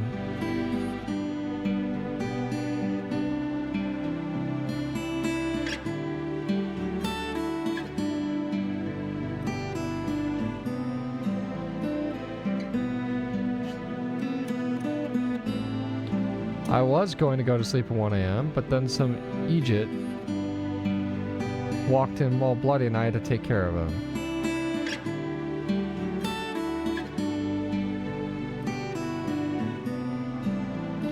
That was like the craziest case of deja vu. Well, not the craziest. I have a lot of cases like that. Like my brain went, you had a dream about reading that message before.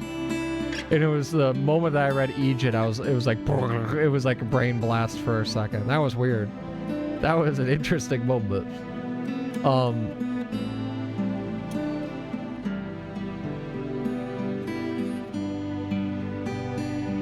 He walked in all bloody at 1 a.m. or was it before then? Like, were you in bed and he came in and he's like, oh no. Please, I've fought battles that couldn't be won. He walked around I've fought battles that could not be won. I've lost battles that greater men have fought before me. Warm and cozy and tucked in. Oh, you were all tucked in, bro?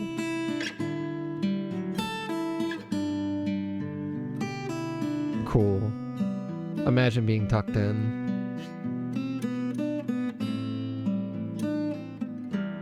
Being tucked in is just being in bed prison. The straitjacket of bed.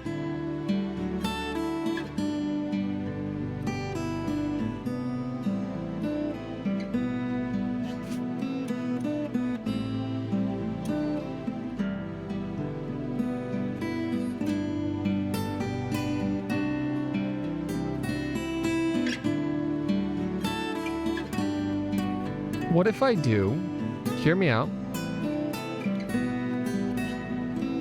What if I do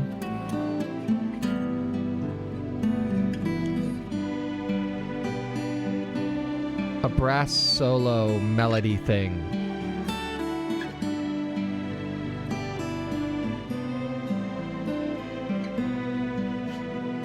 Let's do this. Slap it in 12.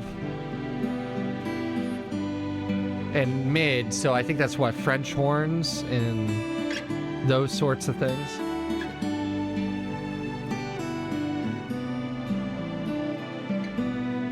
Oh. I don't have a stand for my 88 key keyboard, semi-weighted keyboard, so I have to pick up like this 20-pound thing every time I want to play it and put it on my lap.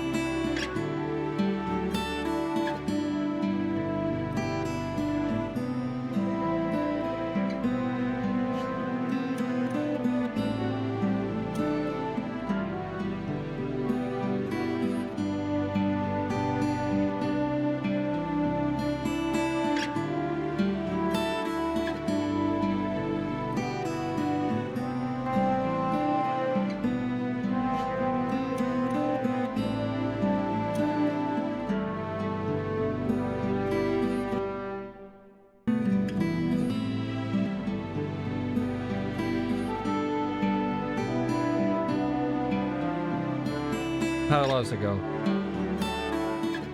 Goes pretty low.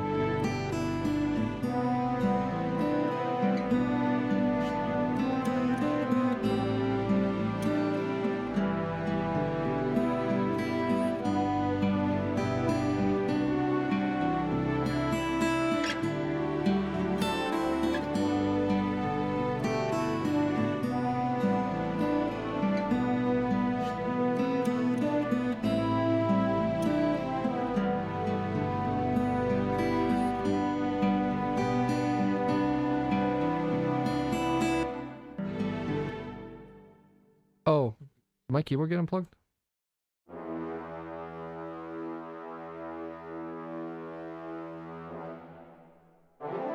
I got unplugged for a second. That was weird. So I'll just go 5th from G.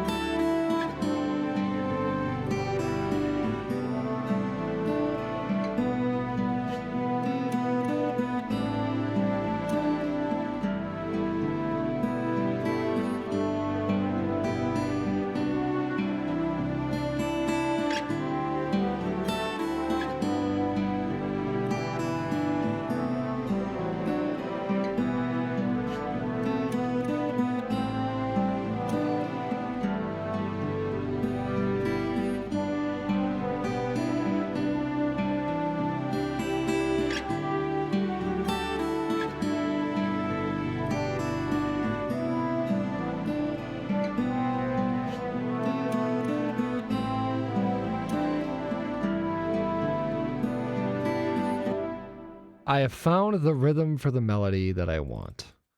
Brass mel. Drop that there.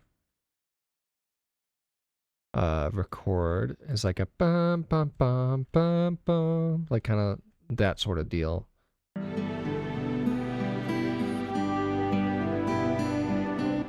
Yeah.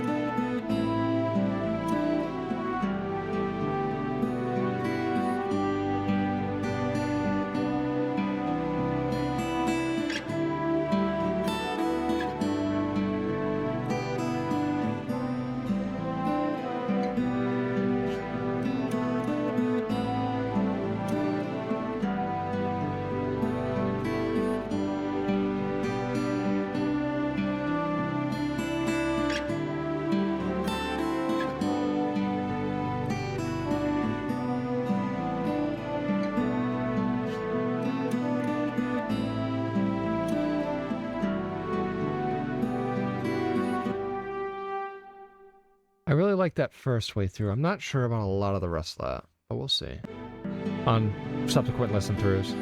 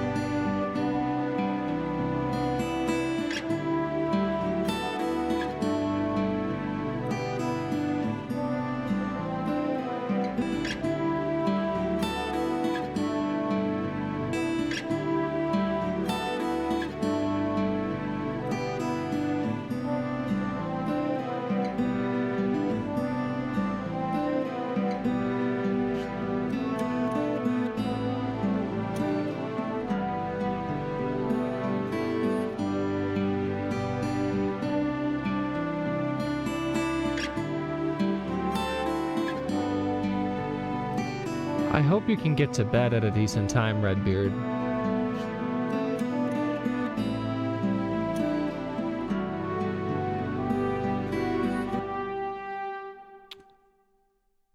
That's good. I'm digging that. Might have to chop this off.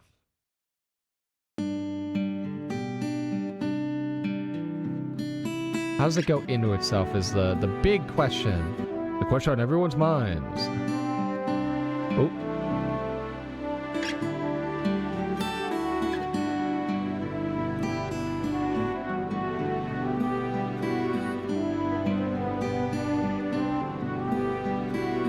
Go to bed, you silly guy.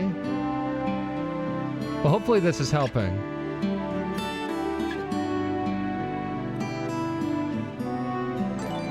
Thank you for the gifted sub to Redbeard. He was already free from ad jail forever because he's Euro. But he gets to enjoy the emotes now. They're really good emotes. Sarah did a really good job with them. Not to be confused with me. I thought it was really funny when I commissioned her that her name is Seraph, or Seraphim, and I'm obviously Seren. So she gets her name shortened to Sarah, spelled S-E-R-A.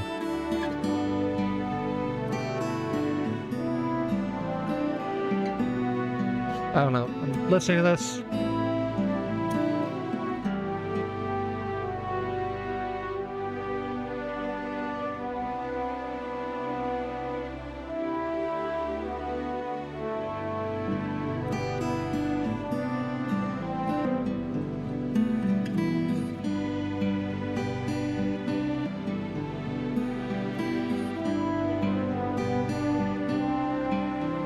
What if I'm gonna try switching it to like a kind of standard chord instead of arpeggiated guitar.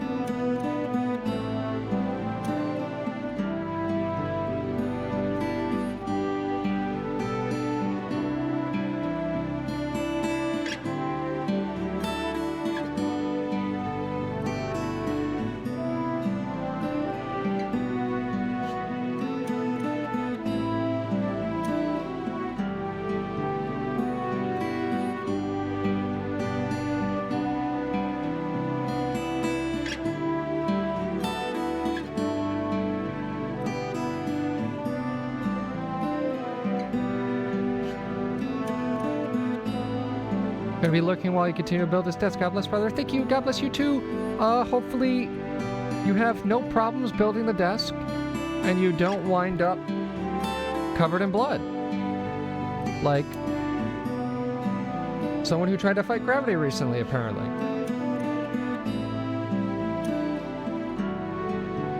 Oh, that was loud in my ears. Alright, let's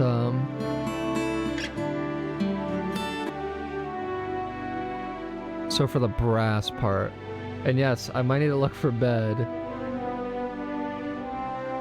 Go to bed, but only after the laundry is done. Oh, you're washing the blood. If your clothes can handle it, meaning it won't bleach it or anything, hydrogen peroxide. Hydrogen peroxide just like oxidizes it and completely washes out. It's like a bleach though.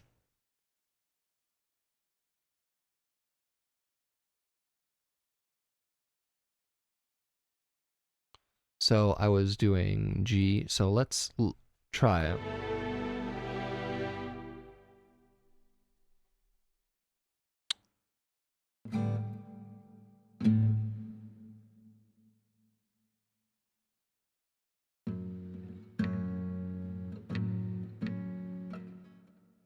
What happened to Red? No, nothing happened. Bad happened to Red. It's his roommate.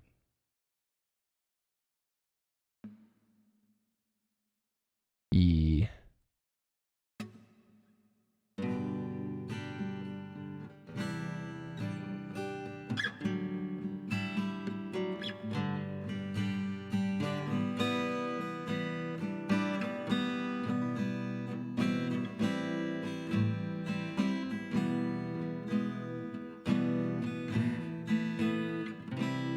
Thank you, Cheesy. I had to take care of him since he bled all over himself.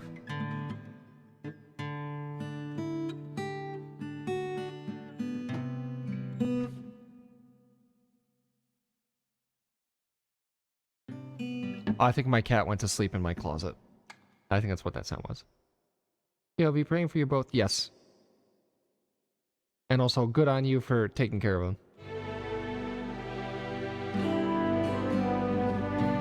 Let me align it with the guitar hole.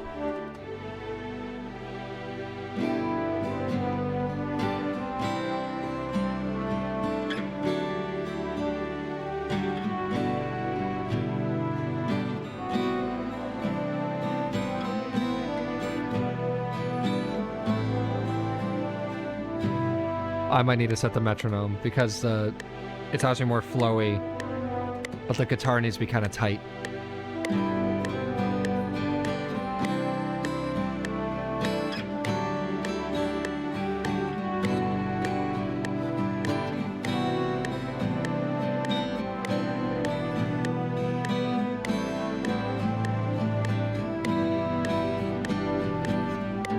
Okay, so just like that. So, record. Everything looks good. Nope. 2.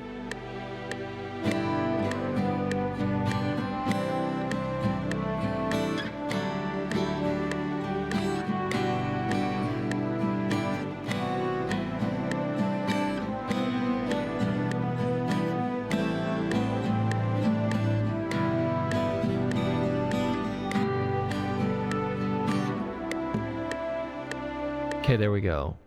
That's it. Boom. Boom. Ba-pow.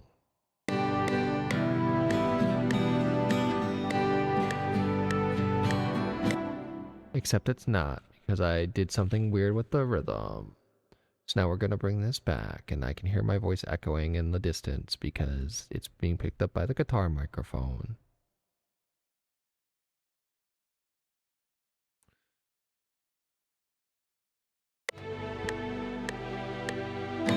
Oh, I didn't play a G.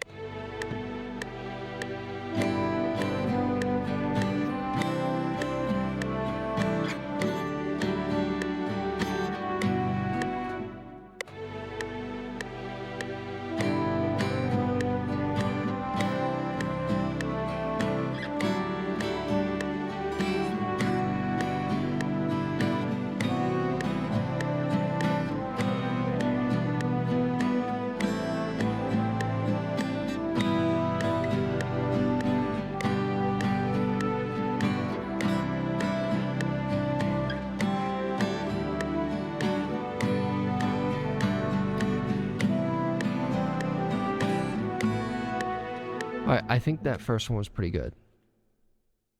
Cut. Cut. Oh. Cut. Paste. Boom.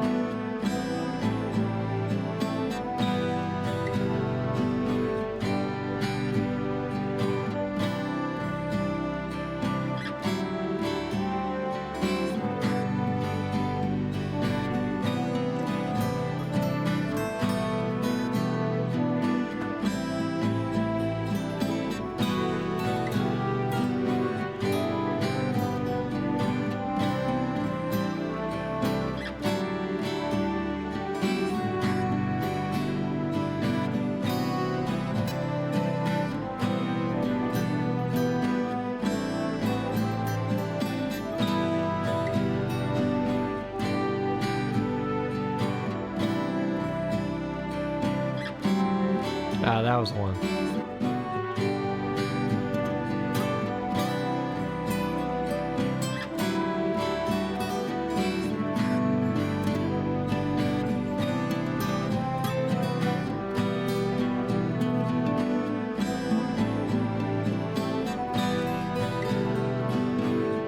I forgot I need to turn off my my lip sync when I'm doing that because it picks up my guitar.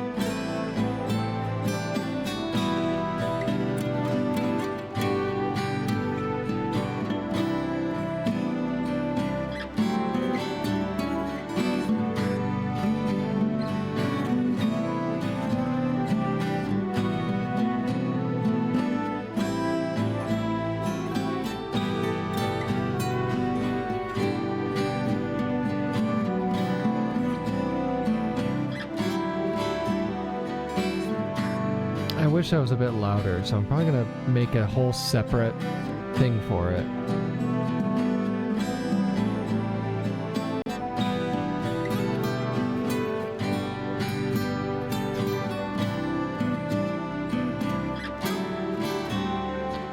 Thank you for the compliment. I appreciate it.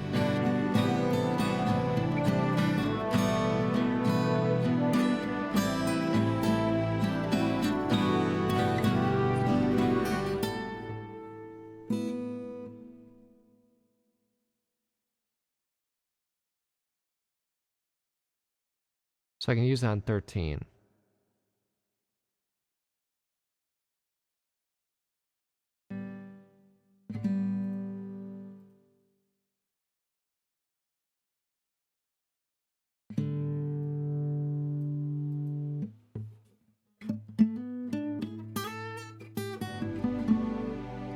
It's funny you say it's funny that you say I sing in guitar because my professor in college told me that I do my phrasing like a brass player. Like a old school, like a jazz brass player. And then I went back and I listened to a bunch of them and I'm like, oh yeah, that's like basically 101 how I phrase things.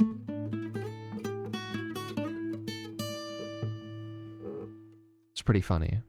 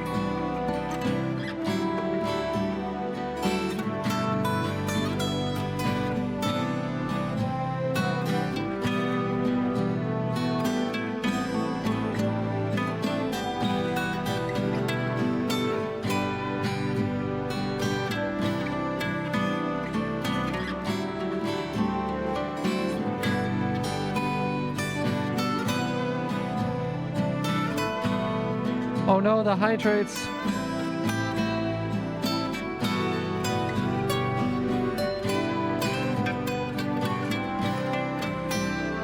That's a little too thin. To that.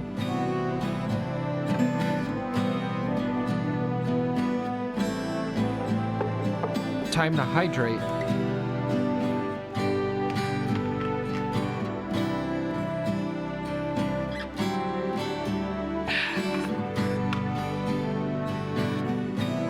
Thank you much.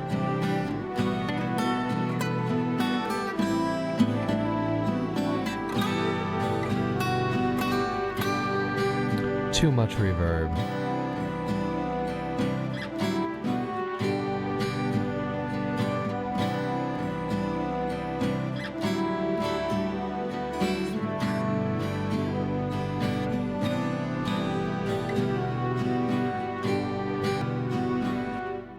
Drown the streamers. That's me too. That's literally me. Wow, you're literally me. Thank you though.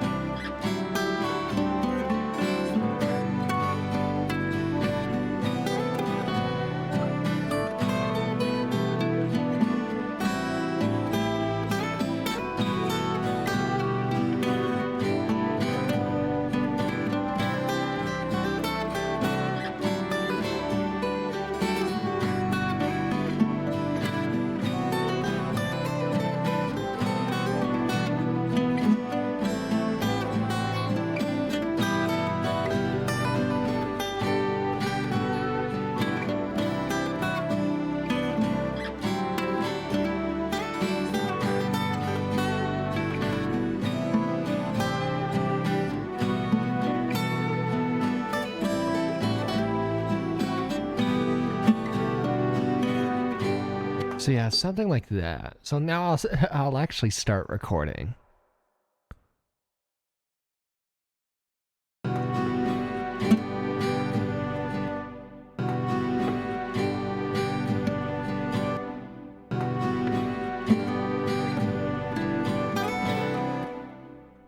Why do I have it at a 2 count?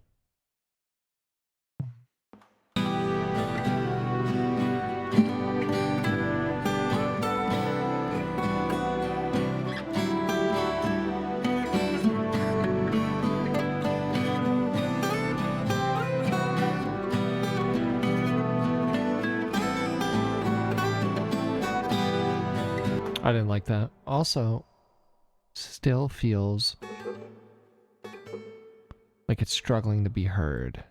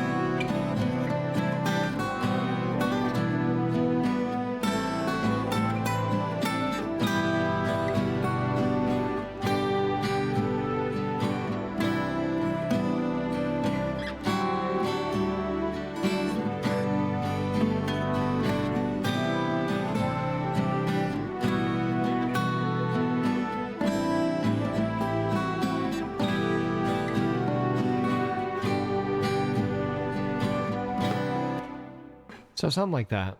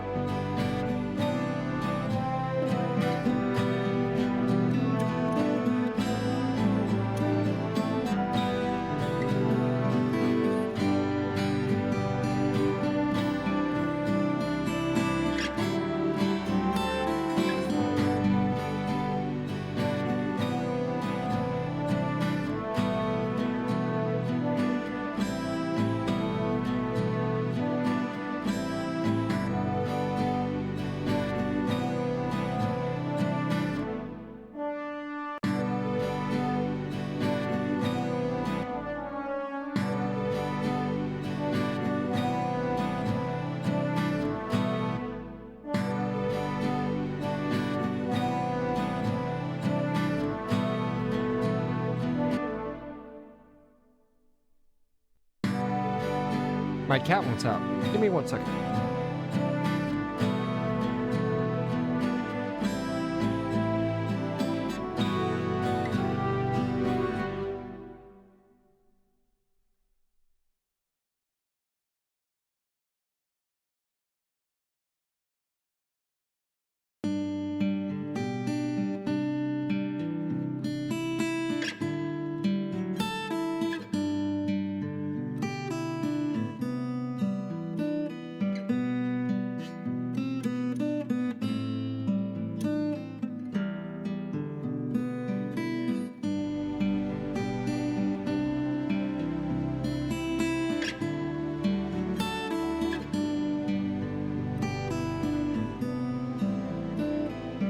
We're back.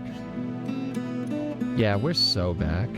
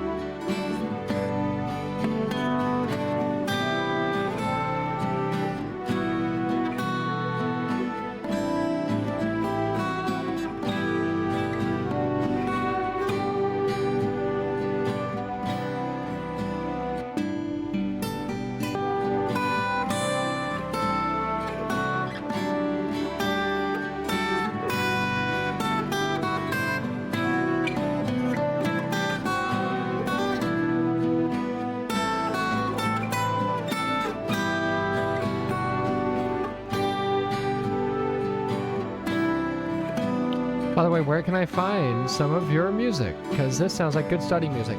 This is the first track I've ever made that sounds like this.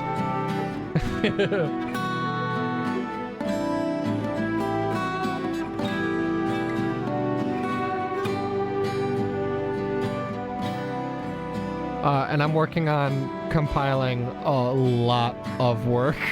A lot of work. I've written so much music. It's insane.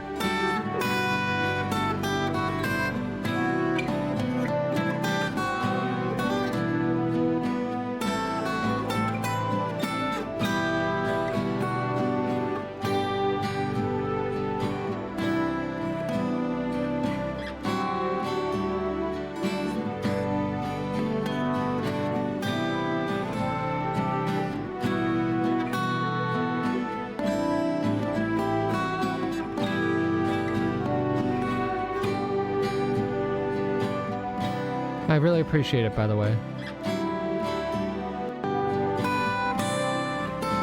I'm trying to find a way to compress this so it doesn't sound artificial.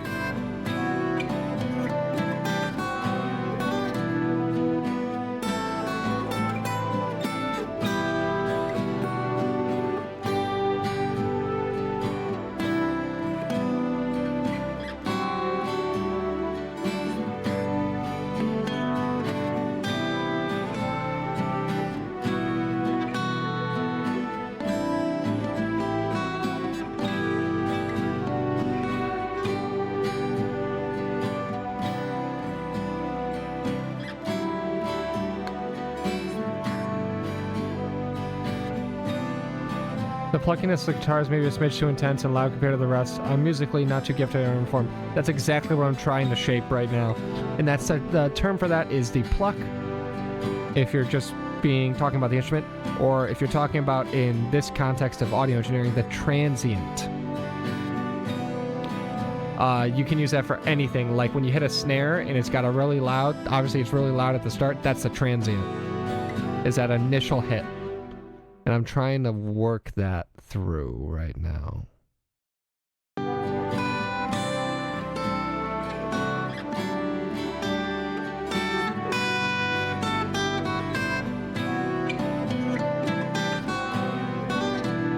Maybe I just go really soft on the compressor.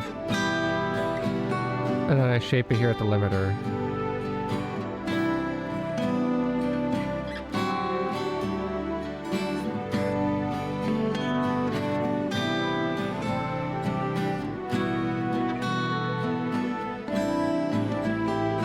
Thanks. I probably won't use the word strophe since I'm not at all close to audio engineering, but it's cool to know more about.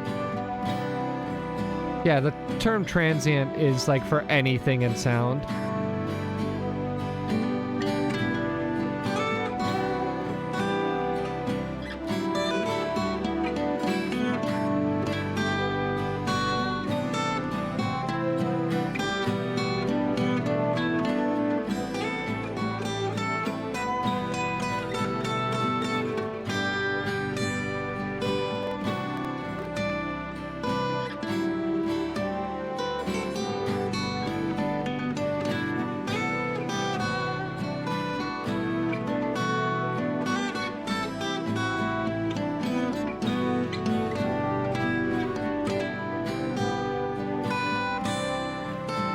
Well, should I have to say goodbye to you and say hello to my bed since it's after 4 a.m.? I thought you were already in bed and you were just kind of watching / listening while you were going to sleep. I'm surprised you were still up. Sleep well. Kudos on doing the good that you did today.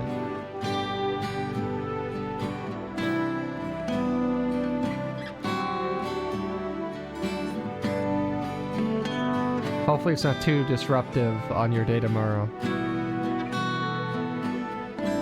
Thank you, and thanks for the great music to get me to rest and relax. No problem. Have a good night. Be safe out there.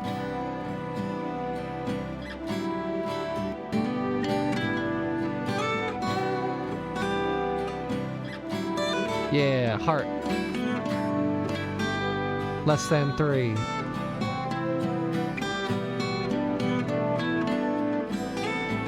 I think I did it. I think I got it how I wanted it.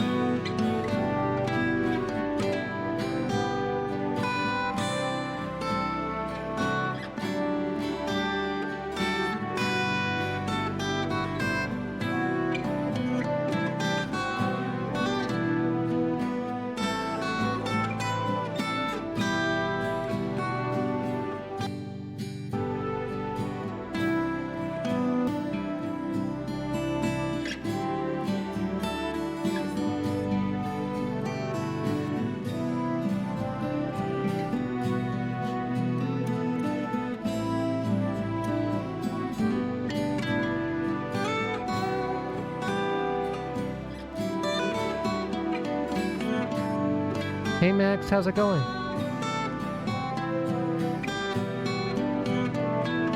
Hope you've been having a good night.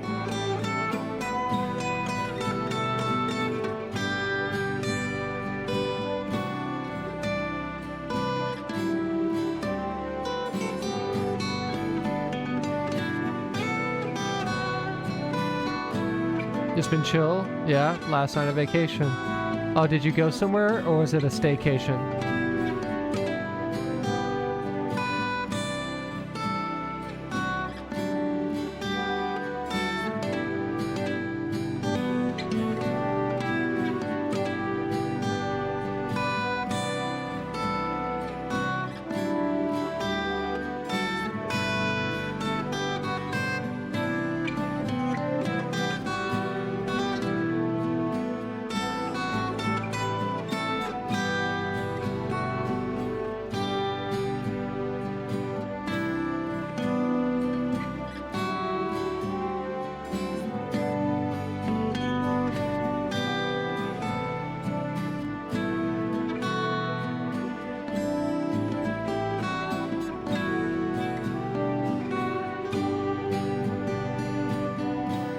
Staycation, really wanted a week to work on my stuff, got a lot done, so this week was a success.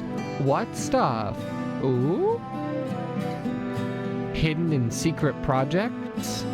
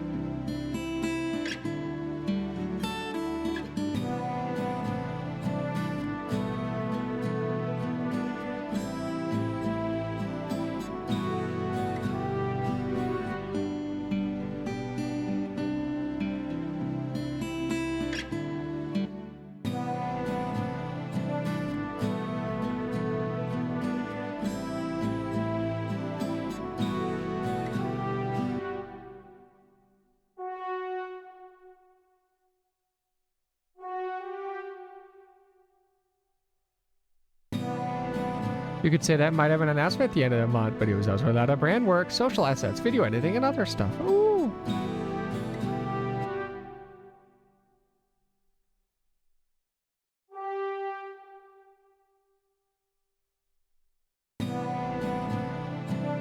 Big things coming.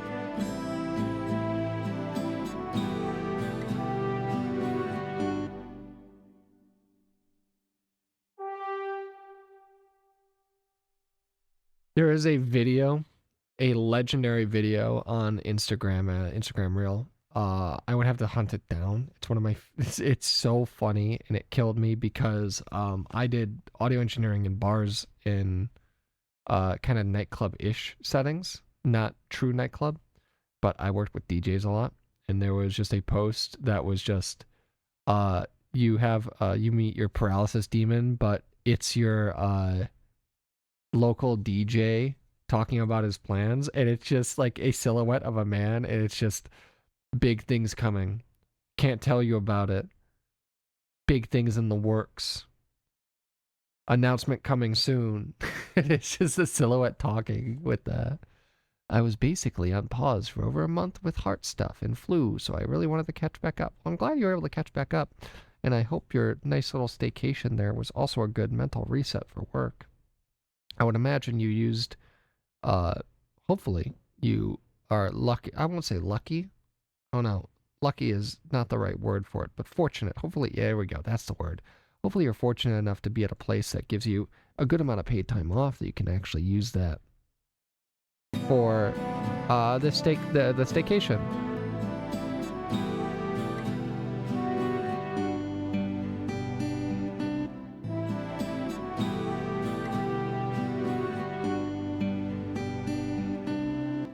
I could have used more time off, but oh well.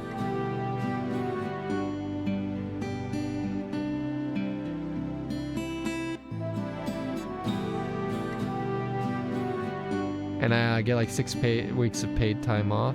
How long have you been with this place? Are they hiring?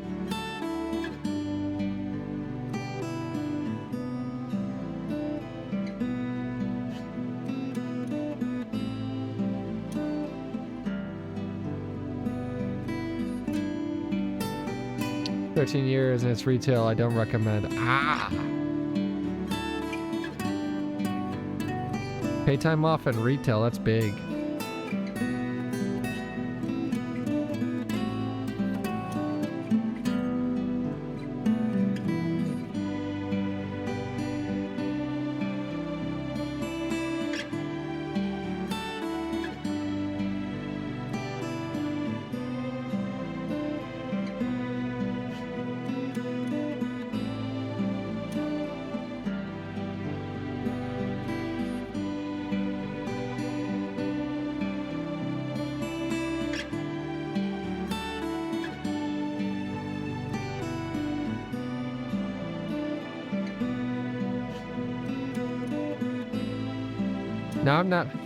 Now I don't know how I feel about that first solo.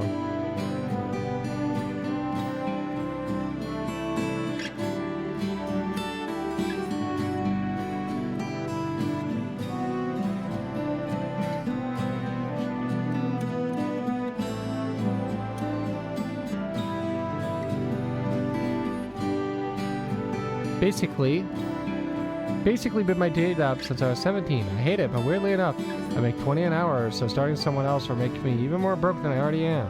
Once I get my stuff to click, I'll be going to part-time. Maybe this will be the year.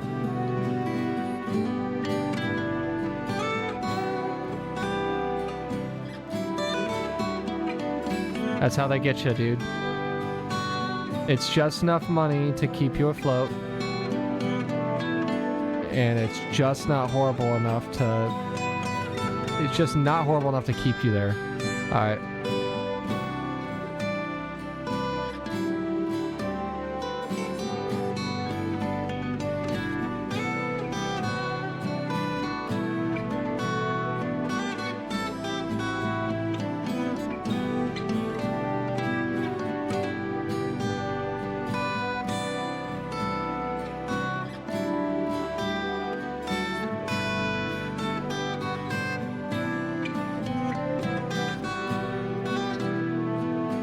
This will be your year. Alright guys, I messed up. 2026 gonna be my year for real, for real.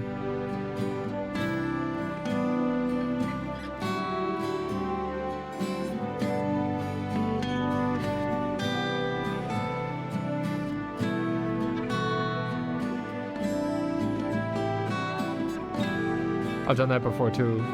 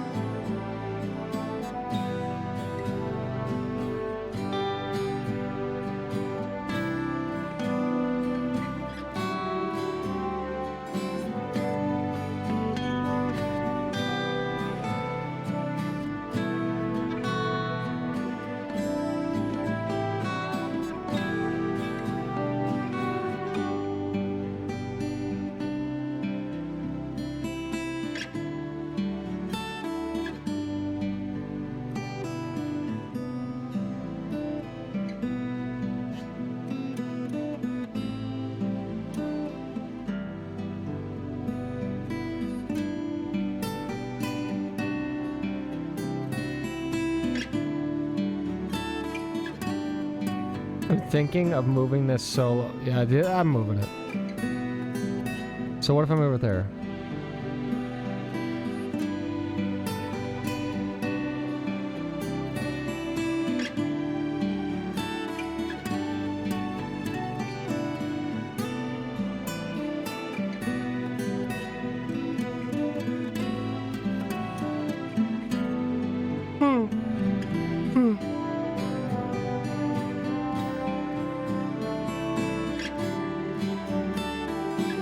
This is it, Max. This is your big year. Max's big year, guys. It's happening. It cannot be stopped. Things are in motion that cannot be stopped.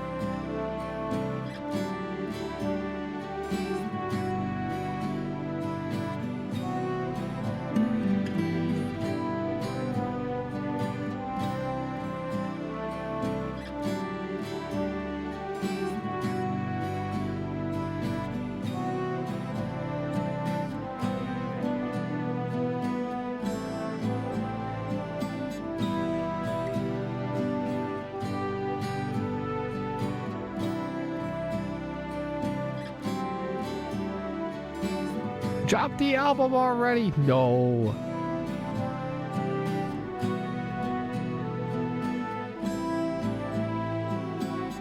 I gotta like actually master all those tracks. What you working on tonight? Something for Icy.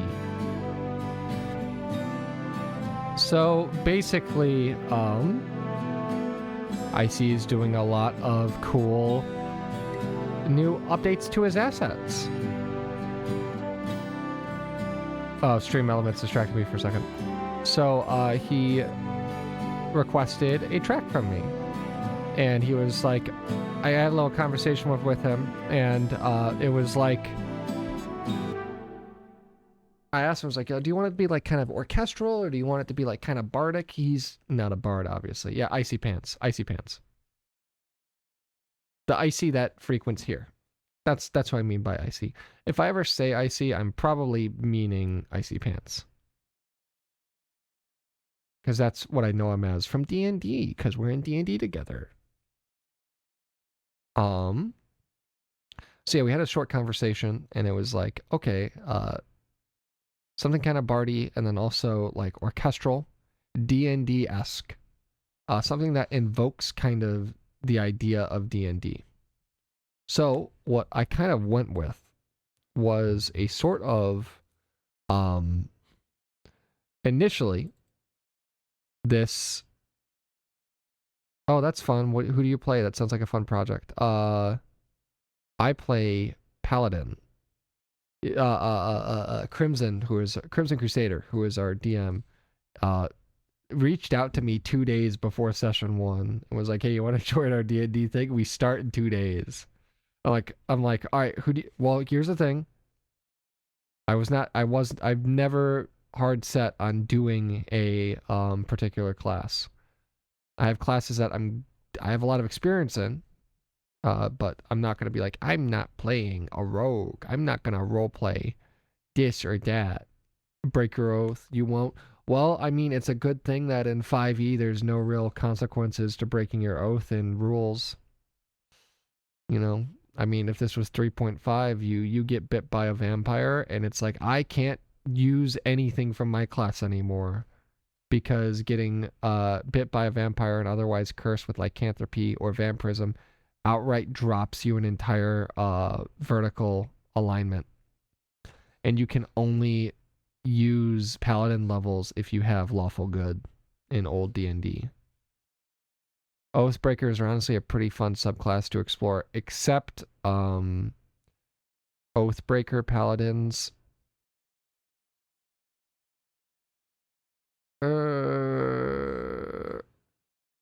As a gameplay class, they're written quite well, but in terms of actually being able to make them out of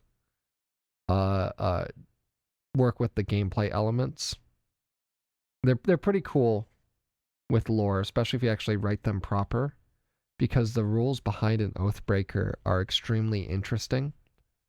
And it is essentially that you are, you've like totally switched sides, and now you're kind of, you have a new oath. It's like kind of a misnomer almost. Oathbreaker just means that you have broken an oath with your, oh, I just realized I still have my lip sync off. My lip sync is back on. Wow, look at me talking. I had to turn it off because of my guitar. I was playing acoustic guitar, and that goes in my microphone, and my microphone goes, that's words, right? Words. But the idea of essentially giving up your progress in a knightly order to then do evil is very interesting from a writing standpoint. And the fact that there are rules that govern these ideas are very cool and interesting. And the fact that they keep ripping rules, they kept and continue to rip rules, gameplay rules out of the game that are tied to lore is just idiotic and antithetical to a role-playing game. They're like, oh, you can do whatever you want. It's like, well, if I want to do whatever I wanted, I would simply homebrew, because you designed your systems for it to be like that. You don't have to make the whole game, oh, there are no rules. It's like, oh, congrats, you're GURPS now. Thanks. Or vice versa if it's an evil god, which is the type I've thought about for a story. Well, that's not really an oath breaker. There's a different term for that.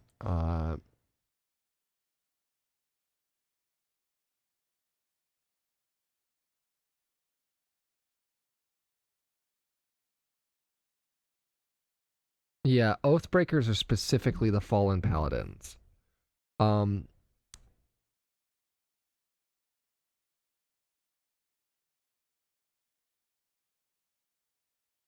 Ba-ba-bum.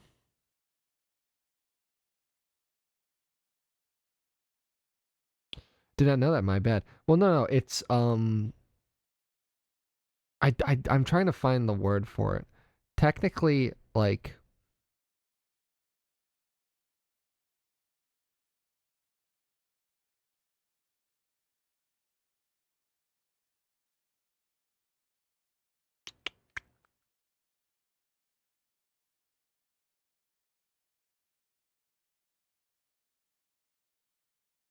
so, like, Oathbreakers like you start good and then you go evil. That's why you're the Oathbreaker. You have to actually break an oath.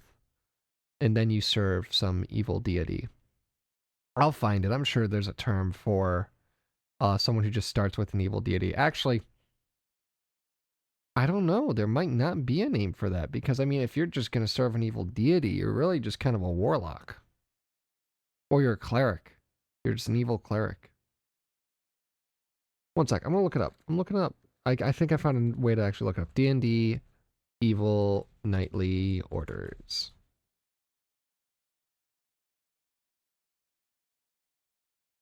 Are there any evil knightly orders?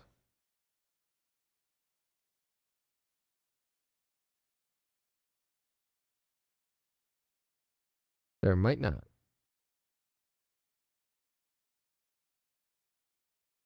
Because if you believe your evil deity is good, then but then what's the difference? Because morality in D&D is objective, not subjective. Morality is not subjective in D&D, never was, and, you know, I will vehemently and have a horrible taste in my mouth as I say that drew ire with the woke. And that's part of the reason why everything's changed. And alignment is actually no longer in the game now because of that. Because people have drawn ire with the idea that there is objective morality in D&D. It's not subjective whatsoever. Yes, that's why neutral exists. Evil is evil, exactly, 100%. It's there, like, I read a bunch of 3.5 books. Oh, by the way, I'm just gonna let this rock in the background while I talk. There's gonna be just chatting featuring my own music as the background.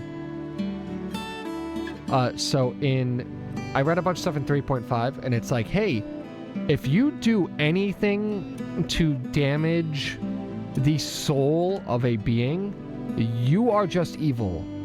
You are just evil if you do this. This is an evil act outright. You do this, you are evil. No matter what your alignment is, you are getting dropped to evil if you deal damage to a being's soul. And it's like, that's gnarly and really cool. That's really cool from a gameplay perspective. That's really cool from a lore perspective. Especially if you're right, like, because obviously the point of a role-playing game is you're narratively building ideas in this world. It's like your character gets driven to damage the soul of something even if that person's evil, by the way. Even if the person is like empirically, ontologically evil, damaging their soul is an evil act. It is like a hard line rule. There are no exceptions.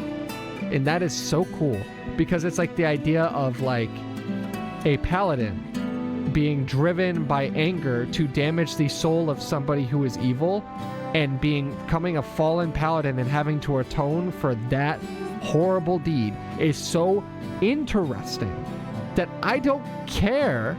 Undead don't have souls. That's not a loophole. They just don't have souls. You can't deal soul damage to the undead. There are like very, very few things that can deal soul damage, and a lot of it is actually more narratively based, like actually encountering someone's soul inside of another realm or another plane, or otherwise magic that's going around the situation, or using a wish spell to damage someone's soul. You just don't want to be reminded that evil exists. Exactly. But also, here's the thing. So if you've ever, I don't know if you've ever read how the alignments work in the examples and really what they are. Because most people kind of go, lawful good is do good, is like goody two shoes, and chaotic evil is a psychopath, and chaotic good is like Dritster Erden or Robin Hood, and blah blah blah blah blah. Actually, the goody two shoes obey the law is actually lawful neutral, because lawful neutral is somebody that does not care about the morality around the law, just obeys the law. There is a D&D race that all they are is they are the embodiment of lawful neutral, and they obey every law to the letter, period. If they walk by a sign that says, don't step on grass, no stepping on grass, they will station a sentinel to stand there and watch the grass, and if somebody steps on it, they kill them. It is law without morality. And that is interesting. And then you hop on the other side, chaotic neutral, which nobody plays, by the way, because a lot of people you meet are actually in real life are chaotic neutral, but you need to touch grass, exactly. And they'll kill you for it. A lot of people you meet in real life are chaotic neutral, and that is somebody who actually has no care for the laws whatsoever and only follows a personal code. That's chaotic neutral. That's not chaotic good. People assume chaotic good is that. Chaotic good is actually that you don't like the laws of the land, but you will always do what is good. And what you do that is good usually aligns with the laws of the land, but you have no issue. You have no issue breaking the laws of the land if it doesn't align with your code, if it doesn't align with what is actually good in the moment. And then neutral good is you would actually describe most people who are seen as good people in the religious view. Thank you for the follow, Tamadachi Kid. I hope you've been enjoying your time listening to me rant about D&D while my music plays in the background. Hope you're having a great night. Thank you for stopping in. All of humanity separate from Christ. Exactly. But here's what's interesting. So, neutral good versus lawful good. Lawful good is the type of person to be a crusader and fight in a holy war. You know? People, that's easy to understand. But then how does that differentiate from neutral good?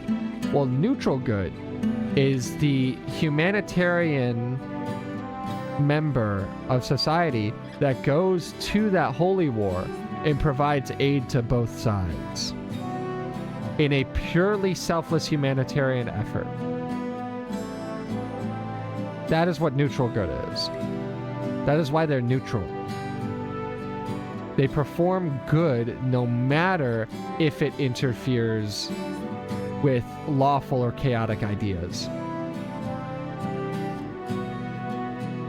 What would chaotic good look like then? Chaotic good is somebody that is, that's what I was talking about before, is naturally opposed to lawful ideas and only seeks to follow a, do what's good. Me being neutral base is always, true neutral is interesting. That's, in D&D world, humans are default true neutral. And the reason that's different from chaotic neutral is because a chaotic neutral character actually has no preference on good or evil and is generally only doing what is good for that character. And that differentiates from chaotic evil because somebody who is chaotic evil is generally doing that same thing in a pleasuristic means and is likely never to do anything for the good of others ever. Essentially, a chaotic evil character is somebody who does not, the way you would think of a chaotic evil character, that is not a person that gets any good feeling from doing good. Imagine somebody who only does what feels good for themselves and feels no pleasure out of altruism. That is a chaotic evil character. And then you go to neutral evil. And neutral evil is the exact opposite of neutral good. This is somebody who performs evil acts indiscriminately. Not the same, like, neutral good is the serial killer, not chaotic evil. Neutral evil is the serial killer, not chaotic evil. Chaotic evil is like,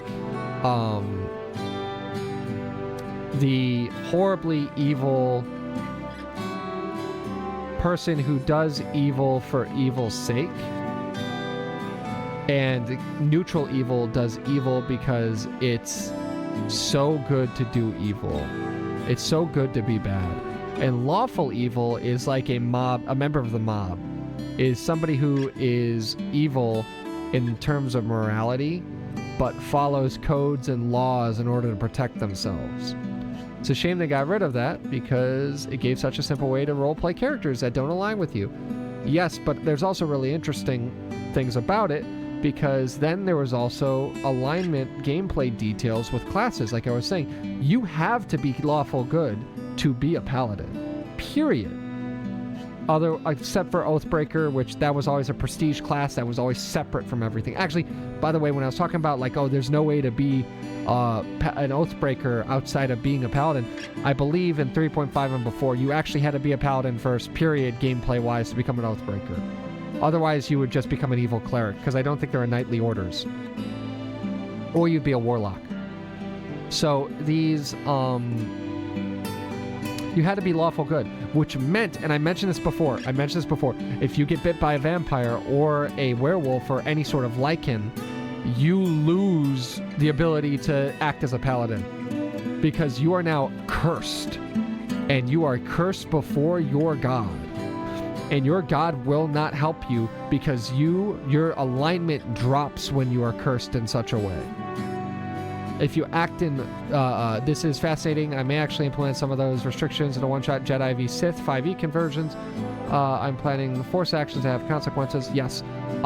Please read, I don't think they have alignment in it, but read into Star Wars Sagas, which is a modification, an official modification of Dungeons & Dragons 30.5 or 3rd edition. It might not be 0.5. I do know as a fact that that's actually what oh my gosh, Knights of the Old Republic, the original, ran off of. Alignment of original morality makes the most amount of sense. Activists ruin everything, man. Exactly. And there are cool things like you could not be lawful and be a rogue. And you don't think about the implications of that just on its face. Like, old game players would just look at that and go, yeah, that makes sense. Why would you be lawful and then you're a character whose entire livelihood is around stealing and deceiving? You can be neutral good. You can be chaotic good. I believe you can be neutral good and be a rogue. I'm gonna look it up real quick. I use Star Wars 5e. It's pretty robust. Yeah. Well, 5e doesn't have any alignment gameplay. It's purely oh my gosh, it's purely flavor text in 5e, sadly. Oh yeah, oh, here's something that's really cool. Or before 5th edition, before 4th edition, I think. Nobody played 4th edition, don't ask about it. But before modern D&D, before 5e, Paladins couldn't smite somebody who was good or neutral. Paladins could only smite somebody who was evil. On their alignment sheet, on their character sheet, they had to be evil. It didn't matter what they did or why they were opposed to Paladin. You could not smite them if they were not evil. Your god restricted you from using their power to harm directly. Use their power to directly harm somebody who was not evil.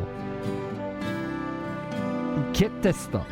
There is one class. There is one prestige class in 3.5 that is essentially a paladin that is a judge. It's a good mechanic. It is. Now hear me out, because this is going to like blow your mind in such a cool narrative way. Because I know when I read it, straight up, I was like, this, I can think of characters in my head that I would implement this with. NPCs that would have this role and would be really cool to encounter. So there is a, there are two classes in one of the D&D 3.5 supplement books. And it is a paladin that is 25% rogue and a rogue that is 25% paladin. Hear me out. It's basically a paladin, and these are prestige classes. You can't take them at the beginning. It's a paladin that can sneak attack, and it's a rogue that can smite. And what they are is they're the Inquisition members. The paladin is like the judge of an in the Inquisition, and the rogue is a spy of the Inquisition. Super cool idea. Crazy cool. But you get this. Here's what makes the paladin super cool beyond having sneak attack. The paladin himself can judge if somebody is worth smiting. If the paladin, it is written in the character sheet, or in the class sheet, if the paladin witnesses somebody do evil, they can smite them as judgment against that person. The act has to be evil, but no matter what their alignment is, he can smite them. And he is, as far as I know, the only paladin that can smite somebody that is not evil. Well, oh, also Oathbreakers in 3.5 edition can only smite characters that are good aligned, which means neutrally aligned people, besides the judge, are incapable of being smited by any paladin. Guess what? That's really important, because if you're running a chaotic neutral rogue, you cannot be smited by any paladin.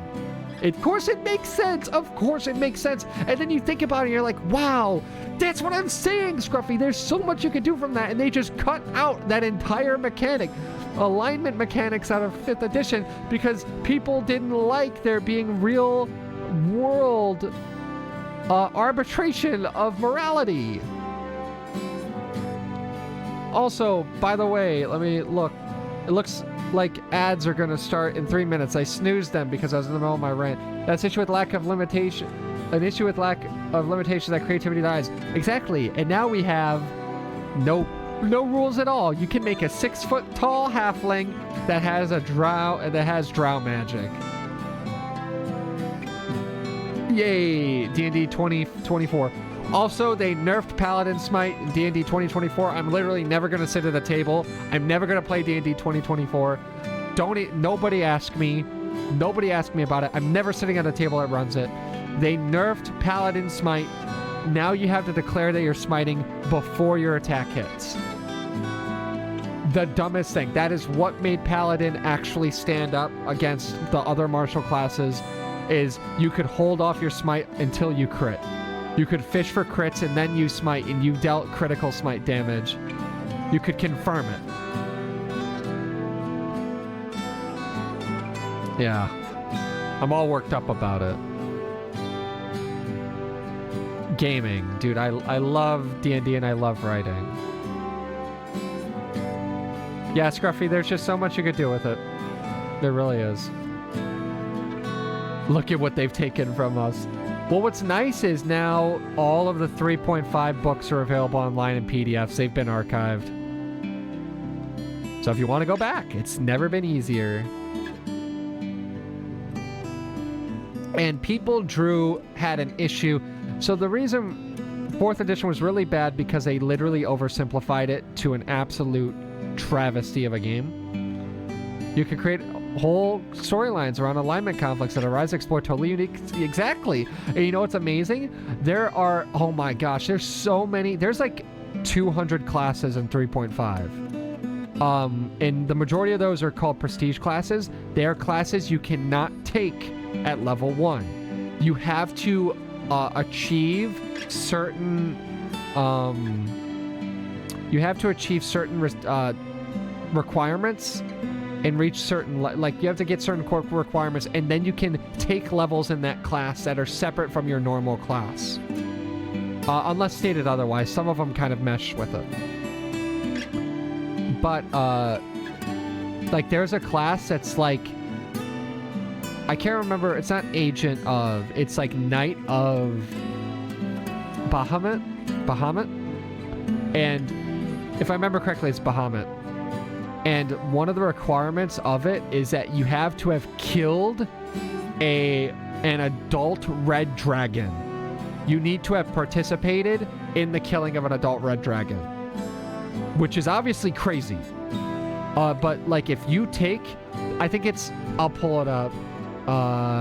D&D 3.5 Knight of Tiamat, not Tiamat, Bahamut. Prestige class.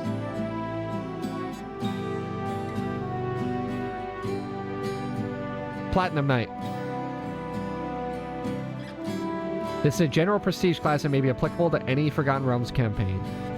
To qualify to become a Platinum Knight, the character must fulfill... Oh, this might not be the actual one I'm looking at. This might be homebrew.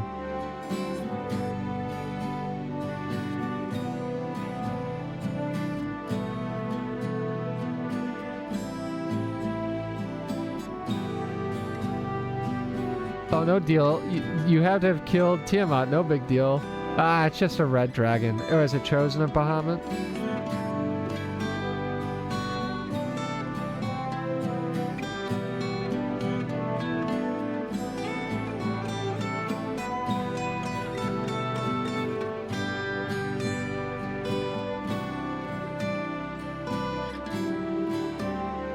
No, there was a website that had them all. It's gone.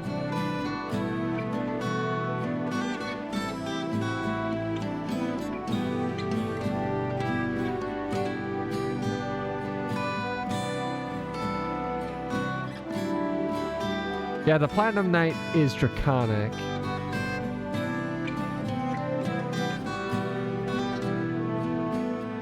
Okay, I'm sorry. It's Vassal of Bahamut. So, in order to be a Vassal of Bahamut, you need to be lawful good.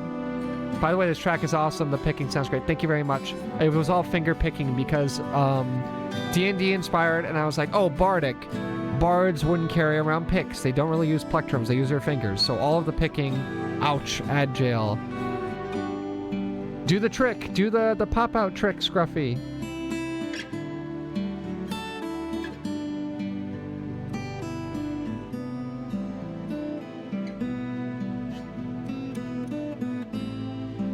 Let me know when you're back, Scruffy, please.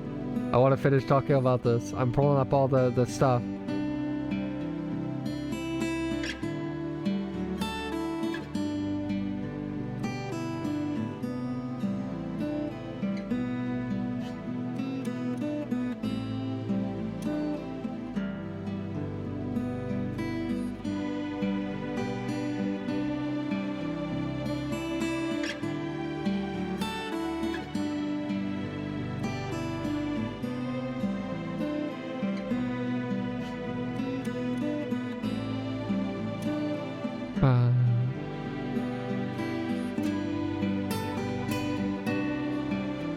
Oh, I'm gonna add Scruffy. Ooh.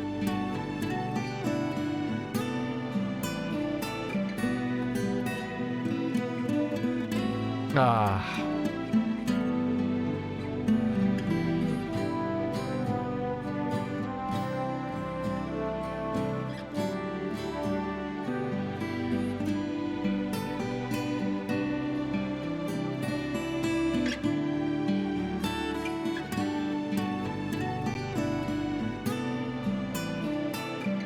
We so back. All right, sick.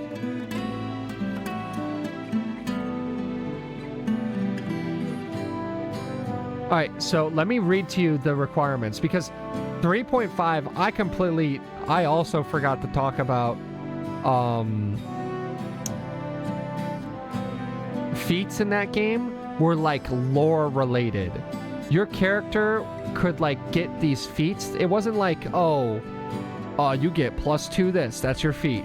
Like the feats were lore related and could be tied to requirements and can be revoked as well. So, okay, Vassal of Bahamut. Essentially, you are a Vassal of Bahamut is a devout, non-draconic character in the service of the Dragon King. Vassals of Bahamut are most often paladins, although fighters, rangers, and barbarians can become vassals as well. The road to becoming a vassal of Bahamut often begins with the character undertaking a quest for a good aligned dragon and then assisting good dragons over a period of time. If a champion worships Bahamut and proves himself worthy by defeating a red dragon in combat, Bahamut sends his avatar or some other emissary to offer her the opportunity to become a vassal. If the character declines, Bahamut takes no offense, allowing plenty of time for the character to reconsider. Vassals of Bahamut often work with other exalted characters, particularly groups who frequently oppose evil dragons and other servants of Tiamat, the evil dragon queen. A vassal of Bahamut even deigns to cooperate with neutral characters on missions against evil dragons, although he might belittle them for their lack of convictions.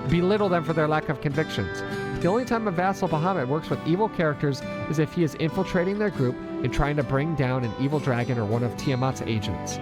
Because vassals of Bahamut are few in number and widespread, it is highly unlikely that two vassals of Bahamut ever meet face to face. So let's talk about the difference between that and 5e. This told you roleplay things. This is like, here's how this character acts. Here's what these characters do. Here is the likelihood that two characters of this stature will ever meet. It is highly unlikely that two vassals of Bahamut ever meet face to face. They are basically never going to meet in their lives ever. So you become a dragon hunter that's sewed up. Now let me read the rest of this to you. I'm not done because I didn't even get to the requirements. To qualify to become a vassal of Bahamut, a character must fulfill all the following criteria. Alignment, lawful good. Skills, craft, armor smithing 5 ranks, diplomacy 5 ranks. You need to be a really good armor smith and a great negotiator.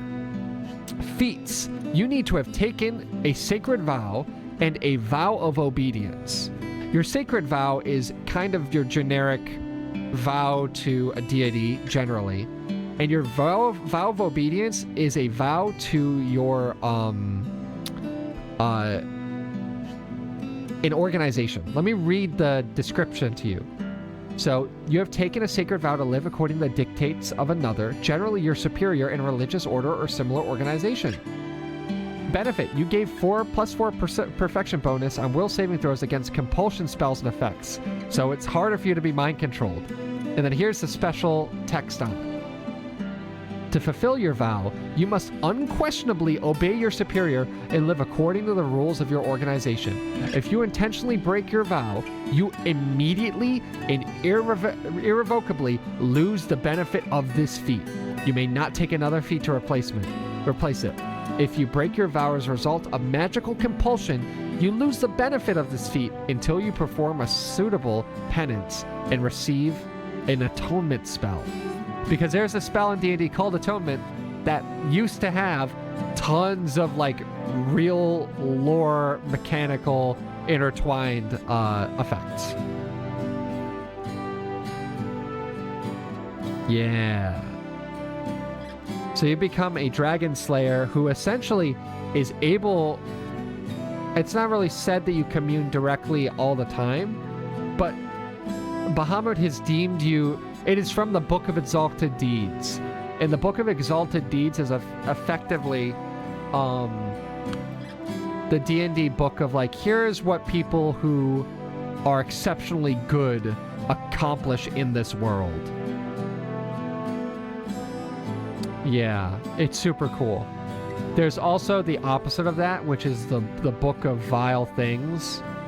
That book is gnarly. I've read a lot of that book. That book, the creator of that book has outright stated, I set out to make the most vile book ever published by Wizards of the Coast. And I was surprised that the executives basically signed off on whatever I did without asking me to edit anything. The Book of Vile Things is stuff. 3.5 is like, it's so much better suited for good storytelling. That's exactly it. 3.5 lived by the more is more thing. It prioritized storytelling at the expense of easy to understand gameplay.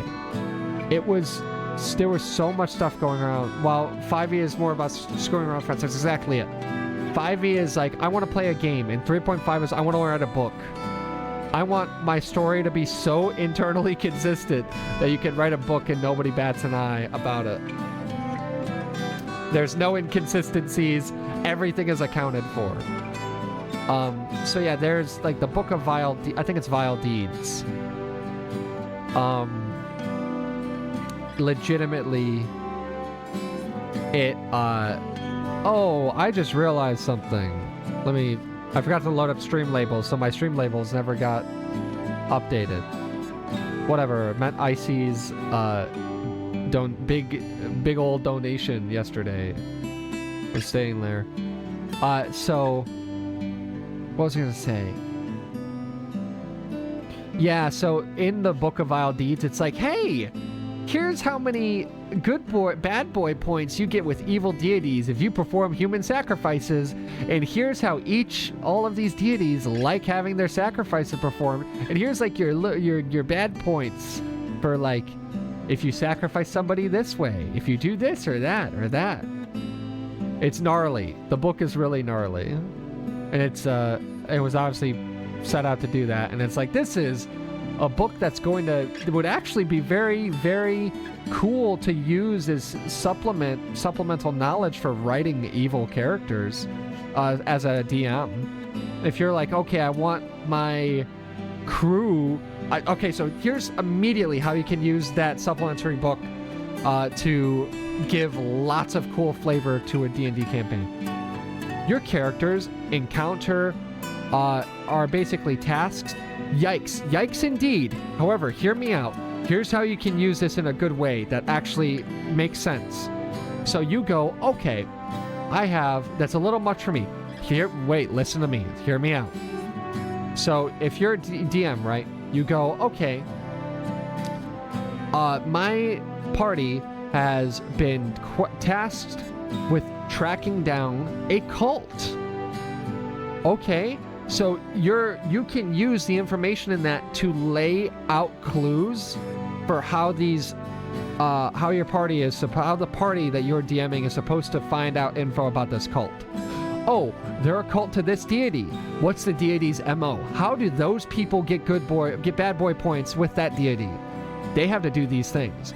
Okay, so basically you set it up so that this party encounters these people doing these things, and it's like, oh, they need to figure out, they need to go to a library, they need to go to the local religious order and be like, hey, do you guys know of who would want to do these things? Oh no, this is a group of, I don't know, normal elves, psychotic elves that for some reason they worship Lolth.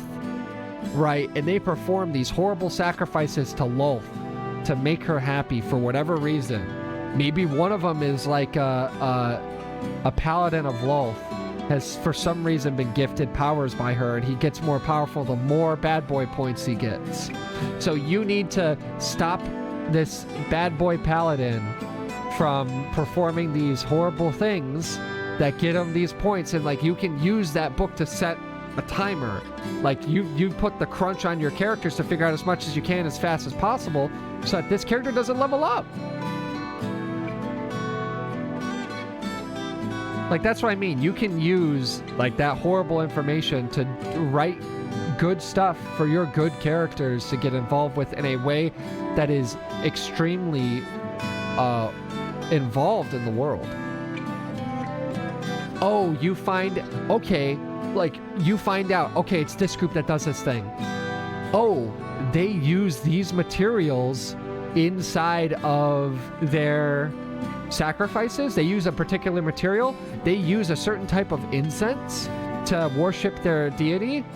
Okay, so what you do is then you go, okay, I need this religious order. I need you to send a diplomat with me, and we can go to the local lord, and I want, or judge, and I need a warrant. I want a warrant so I can go to every general store, every store that is known to sell these things, and I need a list of every person that person. I need like to be able to get information at the threat of legal, for perjury, to be able to get the information out of someone. Have you sold this incense? This incense isn't really normal. Do you know who you sold this to? Can you give me a description? Okay, you get a description. Like, you can do a full-blown, like, giant... Yeah, it's really cool. Exactly. That's what I'm saying. It's like 3.5 is full of so much information on the world and usable. I'm just, like, ranting and, like, going on. Like, this was, like, a 30-minute... At least this music seems like it was probably pretty good background for it. I personally don't like getting too deep in the occult stuff in D&D. Well, yeah, that's no problem. But it's easy to write about.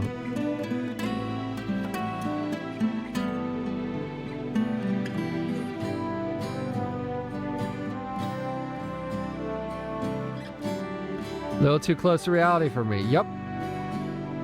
And that was the intent when a D&D originally got made. It's funny. So my older brother is not a religious person. But it's so funny now because he and I are on the same page about this, that, you know, everybody talks about how it's like, oh, the Satanic Panic came after D&D, and it was so dumb of them to do that. It's like, no, you guys didn't read D&D first edition. Like, the D&D supplemental stuff. They just straight up took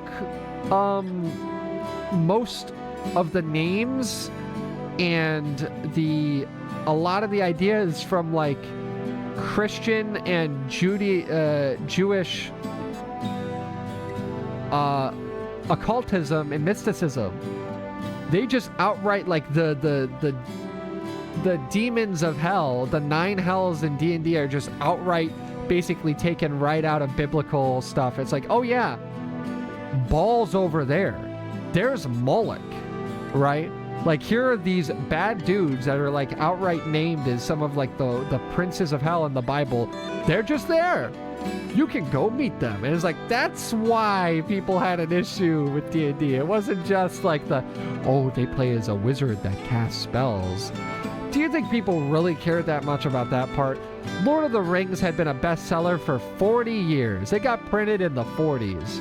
And you're telling me, by a Catholic author, no less. And you're telling me people are like, oh, by the way, also, of course, Lord of the Rings was seen as a great Christian work at that time, even. Featuring a wizard protagonist. Well, not protagonist, but like a wizard. Yeah, I guess he's a protagonist. He might not be a primary protagonist. But yeah, people weren't really worried about, oh, you play as a wizard, blah, blah. It was like, no. You put Moloch in the book. Yeah, straight up high-ranking real demons. And that's why actually in second, I think it might have only been second edition, the demons didn't appear. And a bunch of them reappeared in third edition. And a lot of them reappeared. They're all back in 5th edition. I can't remember if they're all back in 3rd edition or not. But yeah.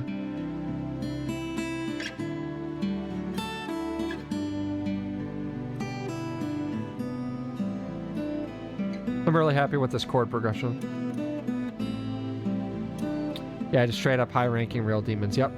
Something that's really cool is 3.5 edition has the Vestige class and Vestiges. They have Vestiges. I'm sorry, I can't remember what the term for the class is. It might be Vestige. I don't know if they came back for 5th edition. But we want to talk about lore and cool implications with lore. The Vestige class is somebody who has managed to talk to a being who has been banished by the deities outside of the planes. These are beings that have done something that has warranted deities banishing them from existence. Well, you're welcome for getting on this tangent, I guess. Yeah, this is content at this point. So these beings exist outside, and they're some gnarly beings. I don't know what I did to get on this. You talked about Star Wars 5th edition, I think. You talked about, I think it was your Star Wars deal. And I was like, hey, you should look at 3.5. I was like telling cool stories. Exactly. That's why I think 3.5 is really cool, because you literally read it and you go, wow, I am immediately inspired by these ideas. So you have to do very specific things. This is a prestige class, by the way, so you can't start on it. You have to do specific things and get certain things and get the information to even like draw out the sigil and to convene with a being that exists outside of reality. Yeah, you talked about oath breaking. I think that was it. Yeah, that was it. So this person, right? You can talk with these beings, and you can make a pact with them, kind of like a warlock, except their powers are extremely.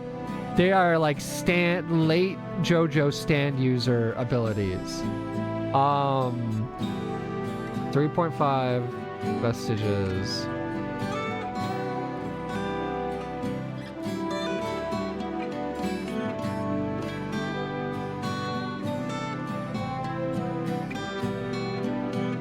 Yeah. So, you like convene with a manifestation and you make the deal with them. And one of my favorite ones is, where is he?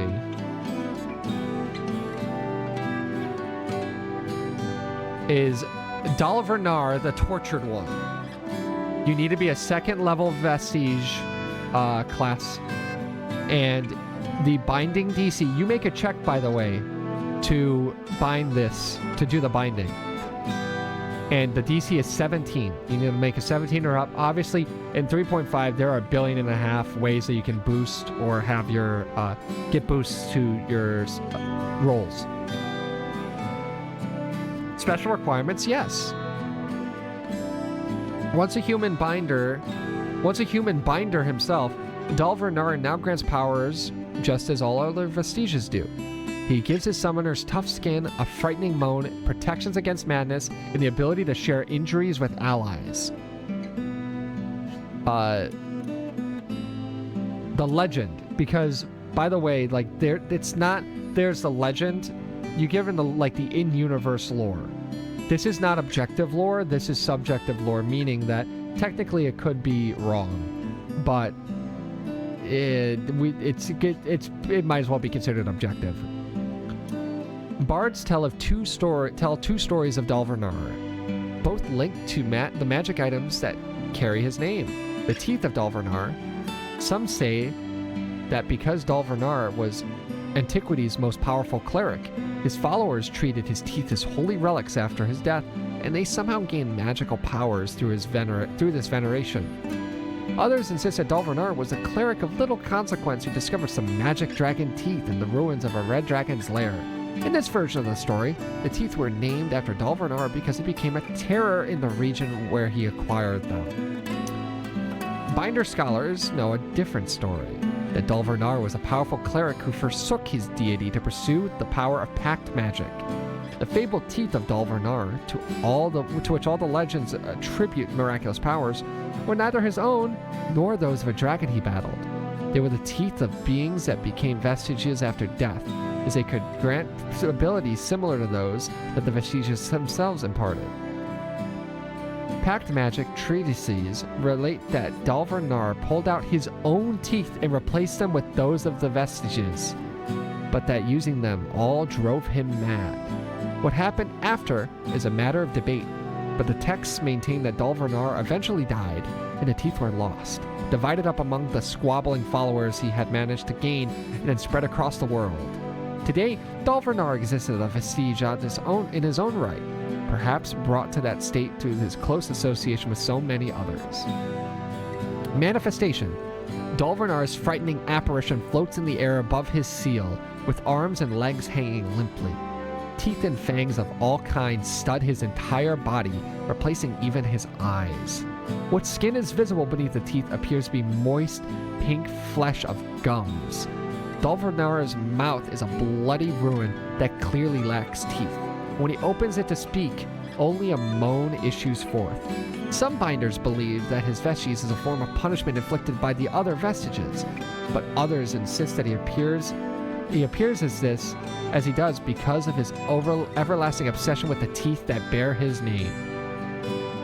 The sign. When you take this pact, this sign is always present on you. It is a sign that you have made this deal with this character. Several teeth grow from your scalp. Though they are small enough to be hidden by a large quantity of hair or hat, a touch reveals them instantly. If somebody touches your head, they feel teeth. You can write a whole campaign around one person going after prestige.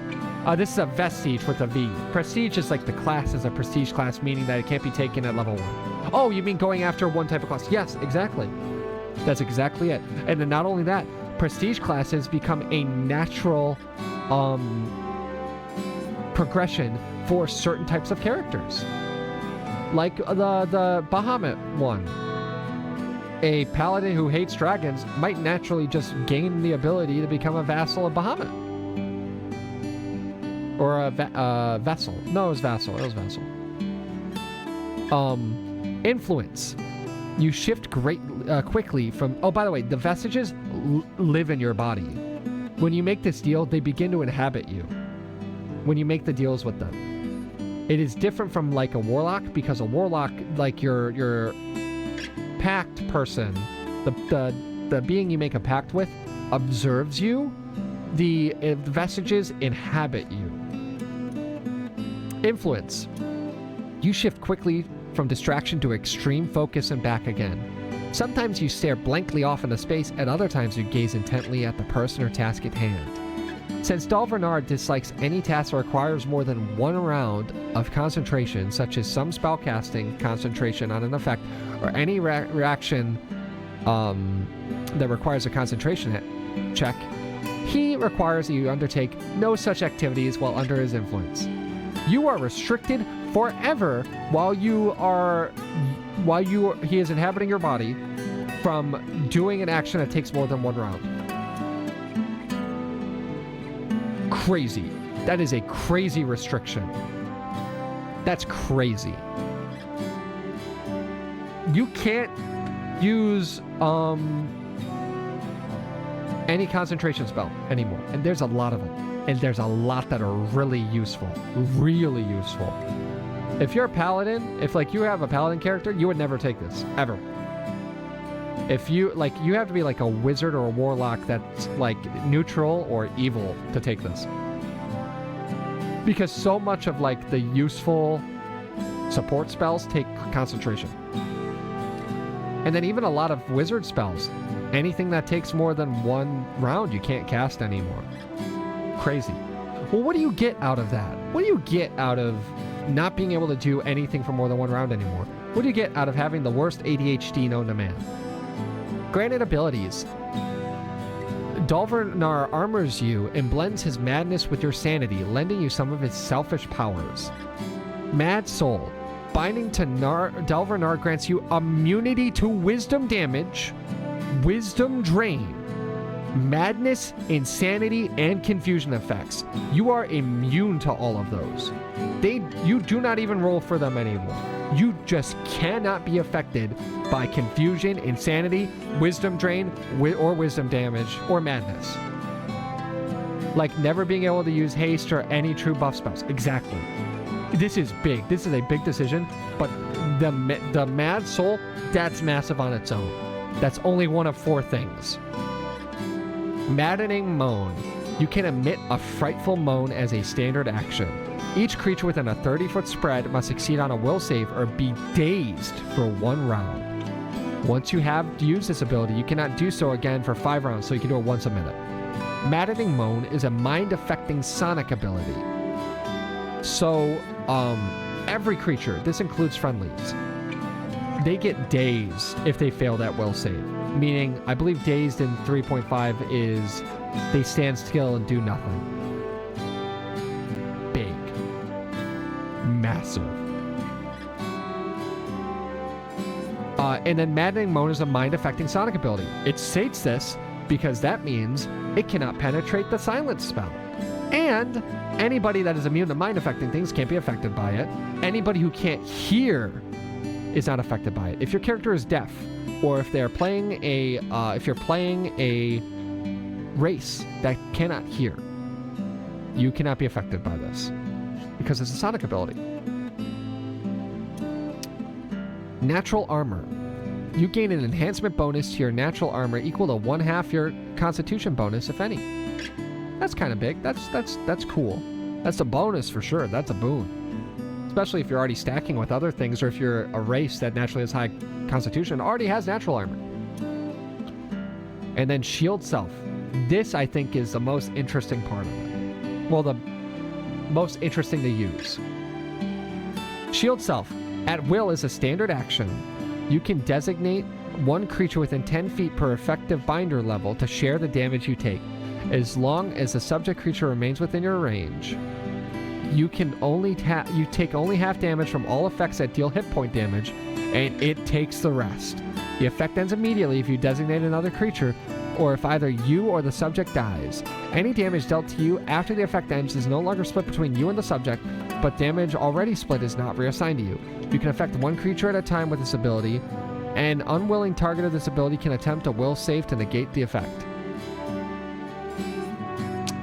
Yeah.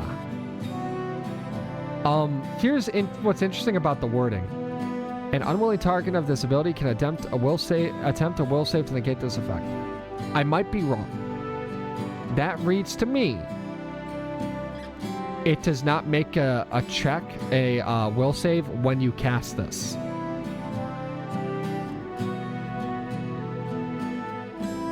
Or, I would rule this one of 2 ways. It can attempt to will save to negate the effect. It either can't do it the turn it is cast on it. It can attempt to do it on its turn. Or, you only get 1 chance when it is cast. Because there's nothing about you can use a standard action to negate the effect. You just get the 1. And that means as long as the subject is in your range, it takes half of your damage. You both take the same. You take half damage, it takes half damage. You are taking equal damage. And it's from all effects, by the way. Can you think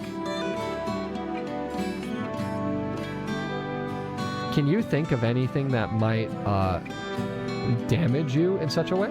By the way, that means if it damages you, it damages itself equally. And then you can damage yourself to deal damage to that person. Just having imagining an evil wizard or sorcerer having a bunch of slaves or something to use as batteries for this ability. Exactly. Oh, you wouldn't need to use them as battery. They would be armor. They would be unwilling participants to the spell. Basically, that effectively, as long as he has bodies, double his health. He essentially has resistance to all incoming damage, period. On top of whatever other spells he could cast. What if he cast Iron Skin? What if, or Stone Skin? What if he also had Mirror Image? You can make some crazy busted big bad evil guys that are real freaking problems to fight very quickly. And I don't know if 3.5 has the legendary action and legendary resistance feature. I always kind of felt that legendary actions and legendary resistances were cheap ways to make bosses. In my opinion. Having a bad guy that's like, alright, the deal is that he cheats, is not fun, in my opinion. And not only that, it kind of, like, if you had a big bad evil guy that had legendary actions and legendary resistances, if that guy played it right, basically, it's very hard to make that a balanced and fun fight.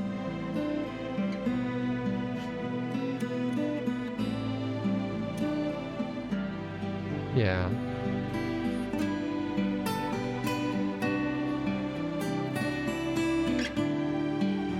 And then he's next.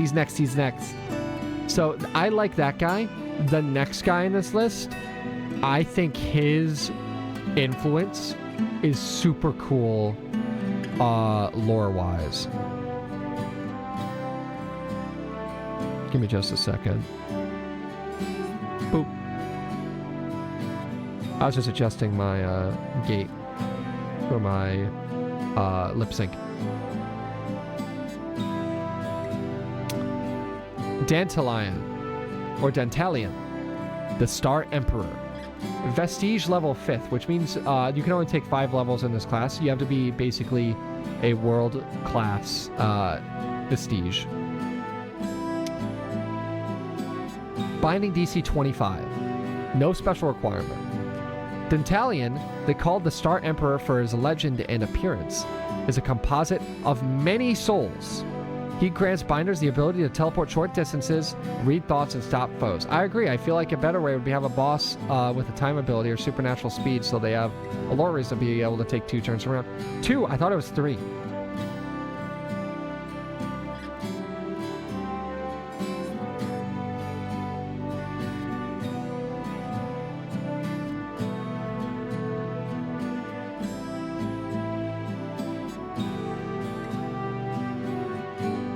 Yeah, they get to do 3 legendary actions. 25 DC is insane, but at this point, you're probably like level 18. If you're not like level 18 at this point, you're a psychopath. Like, dude, 25 should not be a very hard roll to make at that point. It should at least be a 50-50. Like, for real. Legend. Binders know little of how Dantalion came to be.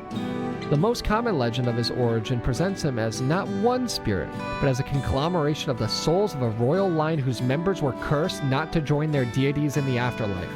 This ancient imperial line is not now connected to any living leaders. Supposedly, however, descendants of this family still live, ignorant of both their heritage and their curse. Some binders profess to be scions of Dantalion, but the true heirs of the royal line. But these claims are likely just fancies of romantic minds. Yeah, legendary actions are 3, but I like giving an extra turn feels better. And oh, you had an effective turn? I get to screw you over. Mate, yeah, but it's like, it's weird. Because like, if you try to work that out lore-wise or in-universe, it's like, how does that work? Why does this character wait for somebody to do a certain action and then they go, you know? It just feels like they should just have more robust turns of their own. And that should be how it's done.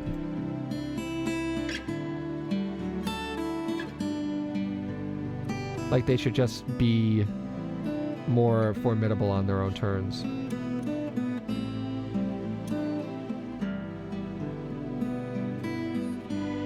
Also, it looks like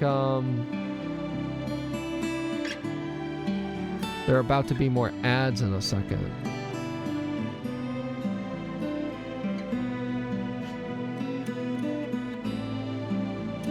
It's looking like Yeah. In 2.5 minutes, there are going to be more ads. I'd like to thank everyone for hanging around, hanging out, sticking around, having a good time. I really appreciate it.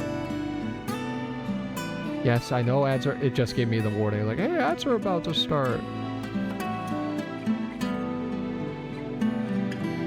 I get that.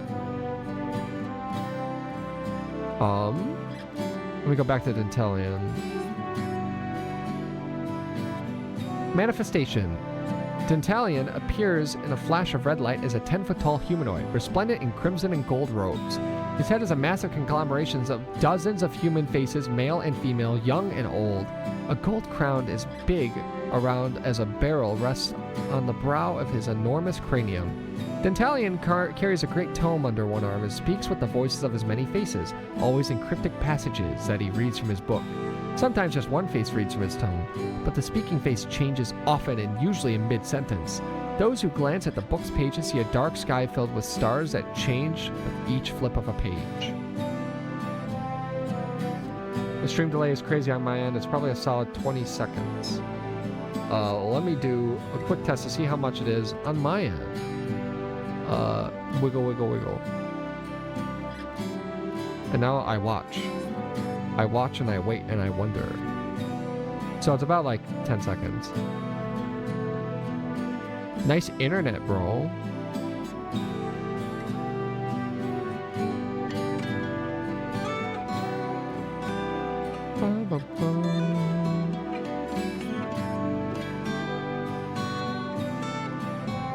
Yeah, this track's a banger. This was a success.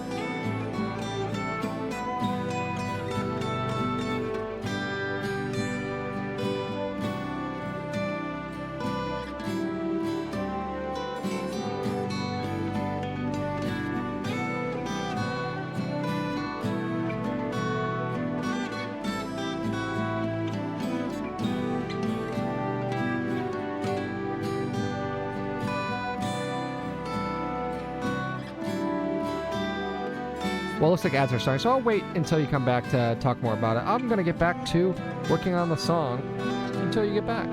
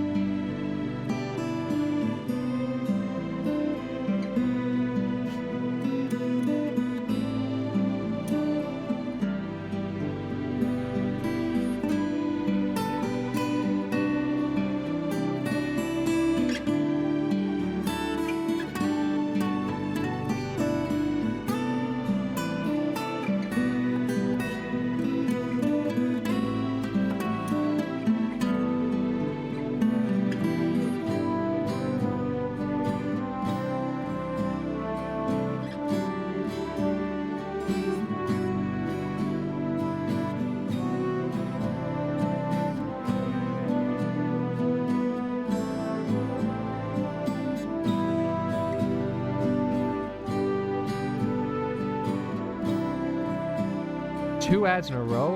Man, Twitch really wants me to sports bet. Yeah, why aren't you sports betting? Why aren't you sports betting right now, Scruffy? Why aren't you sports betting?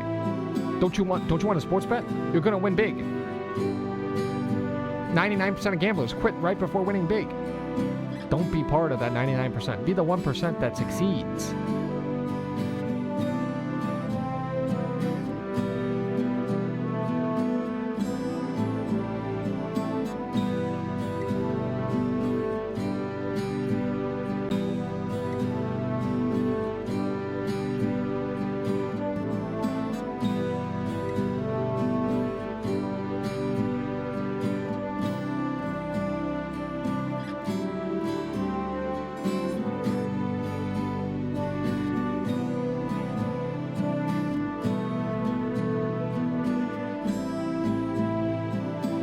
Yay, ads are over.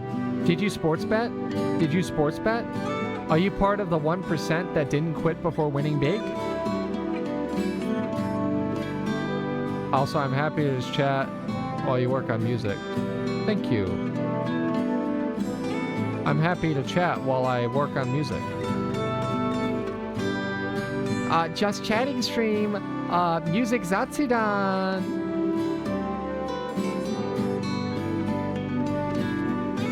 I actually did win like $500 sports betting.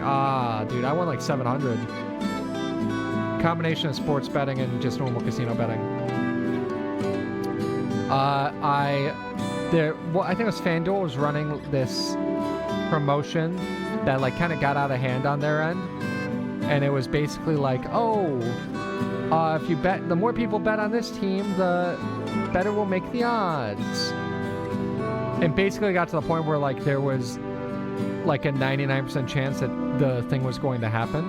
So what I did is I just took like the maximum amount, I think it was like $50, $60, put it in, and got 60 out of that. And then I went and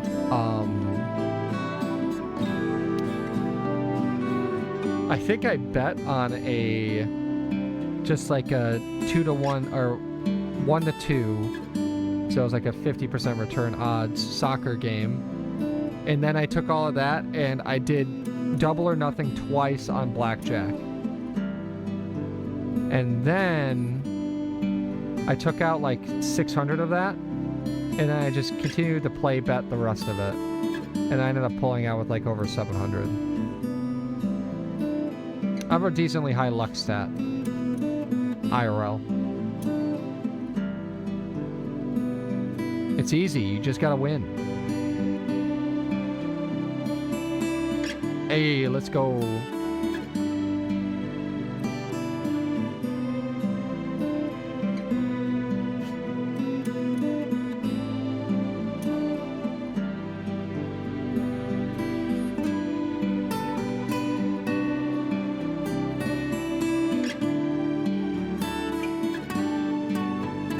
As a financial advisor, I cannot condone these actions. Let's go.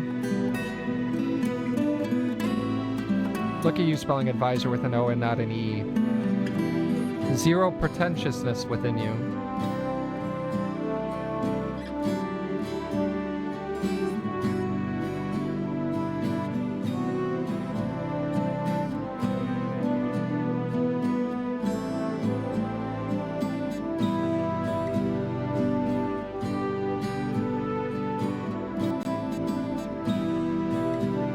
I don't know the difference. I don't know the difference either.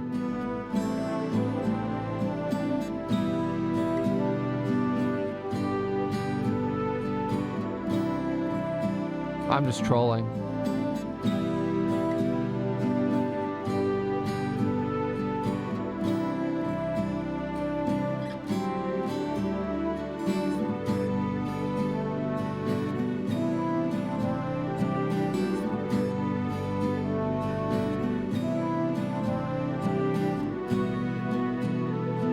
How did I do the horns? By doing the horns.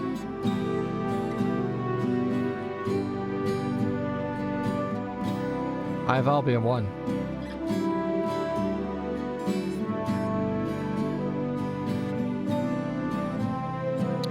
If you want to know how I did the horns, take a peek up here.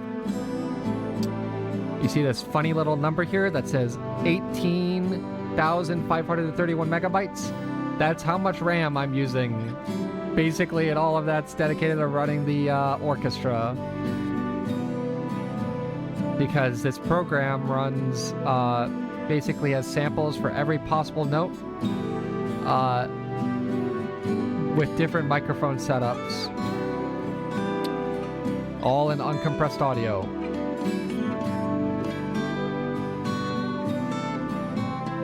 And I'm not even running the full suite either.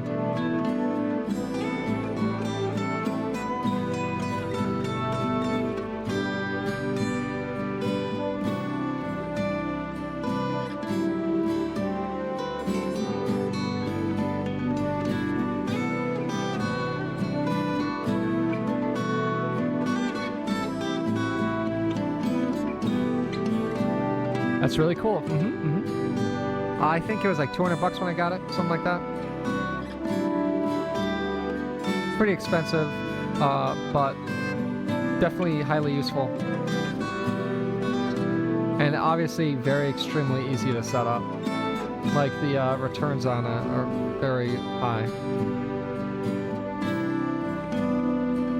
That's how quickly you can make or like good sounding orchestral stuff.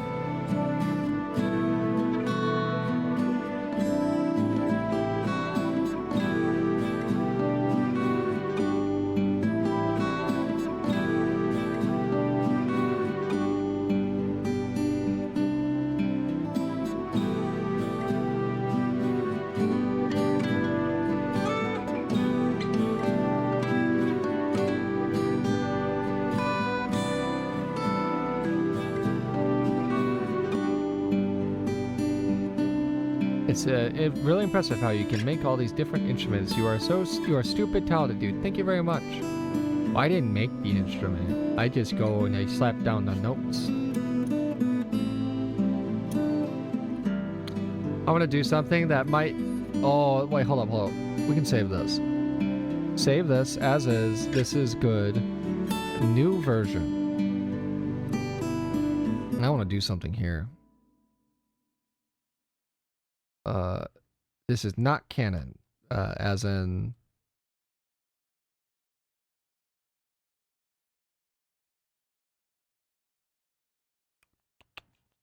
Loading up the Hammond B3.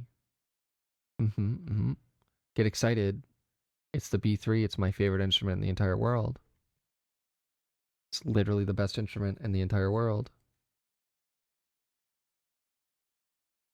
So what if I do this?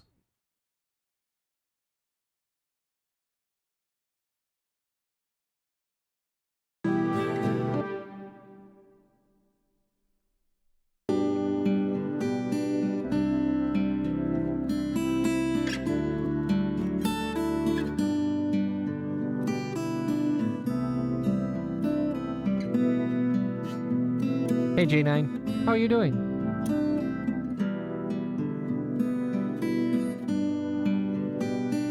Oh, it's changing because of these disk space. Oh, delete those.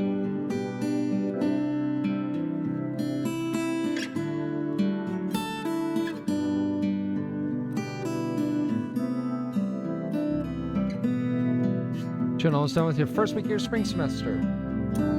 It's not called winter semester where you are? No, gotta get used to homework. Now I gotta get used to homework again. Yeah, good luck, Godspeed.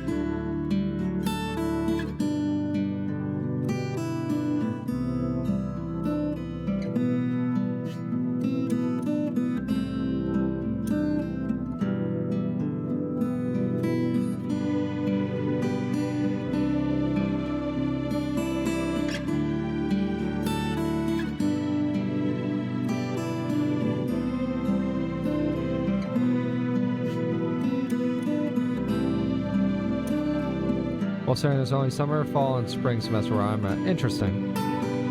Where I come from, they're named, we have all four. And it is fall is obviously fall.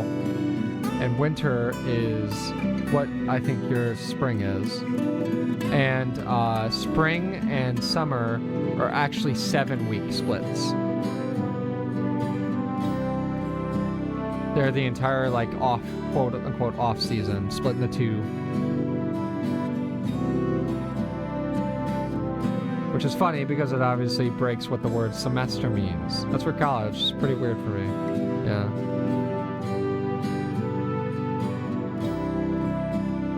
Let's go to winter intermission class. It was a 3-week cram class. Ugh. Imagine.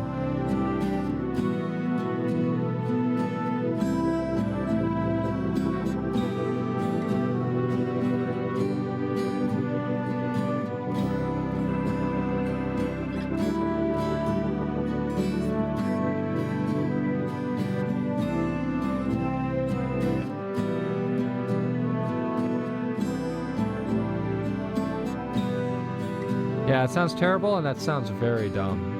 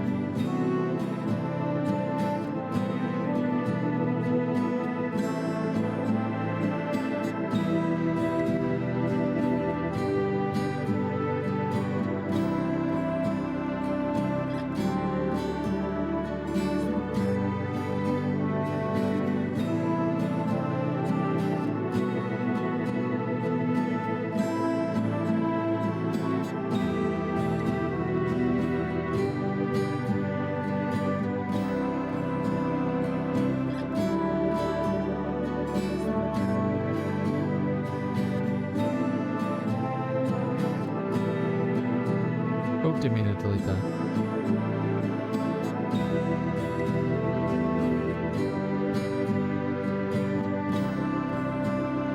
So as cool as it sounds, I can't commit to it because I'm going with that theme, that D&D Bardic theme.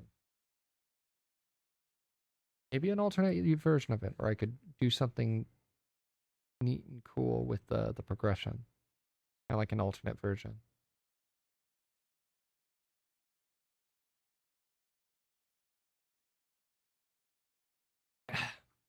Well, I need to head to bed. Have a great night. I hope you have a greater night. Gotcha. Have a great night, Scruffy. I gotta close my window because it's getting cold.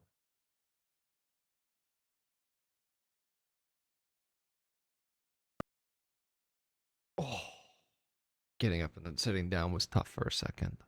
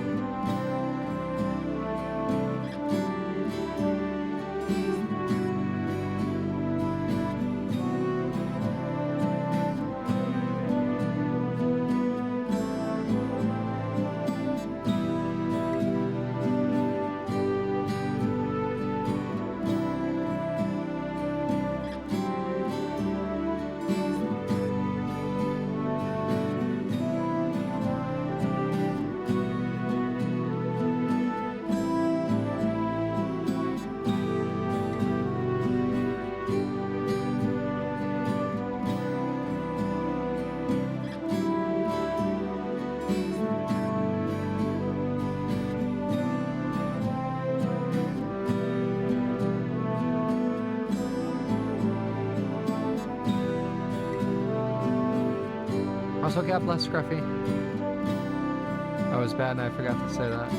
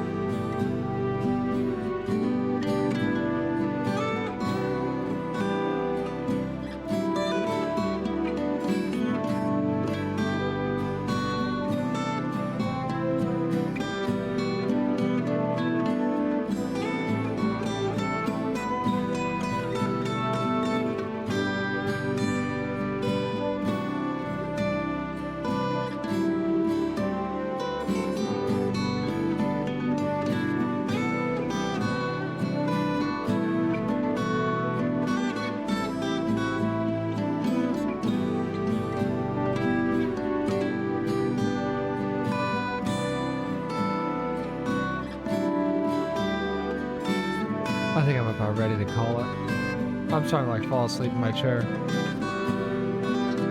Getting worked up about D&D, like drained the rest of me.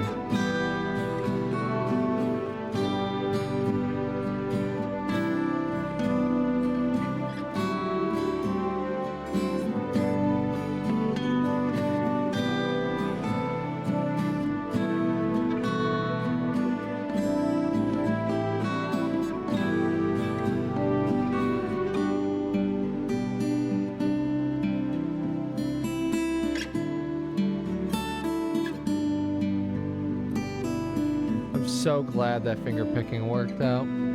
I spent too many takes on it.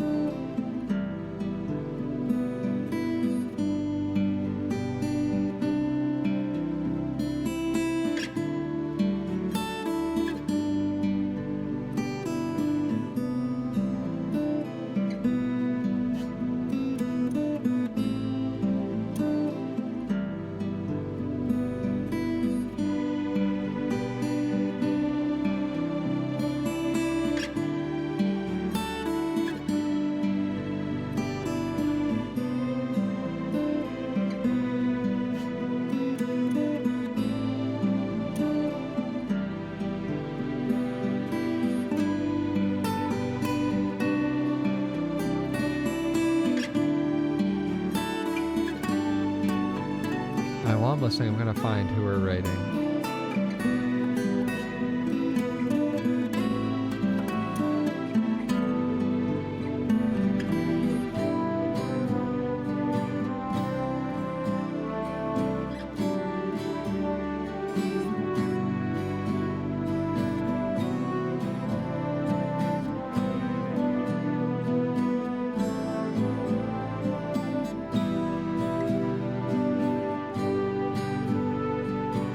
We're gonna raid Rico. Easy peasy.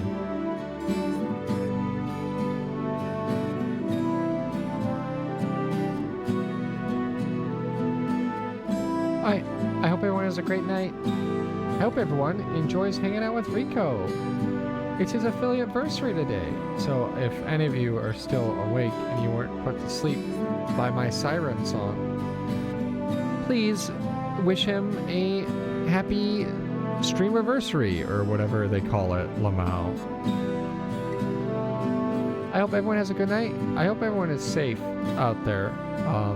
Still snowy and cold in a lot of America. Be safe on the roads. Be careful. Be mindful. And I hope you all have a great Friday tomorrow. And that you're all safe over the weekend. And have fun. Have fun, do good things. Alright, God bless. Have a great night, everyone. I'm gonna raid out now. Good night.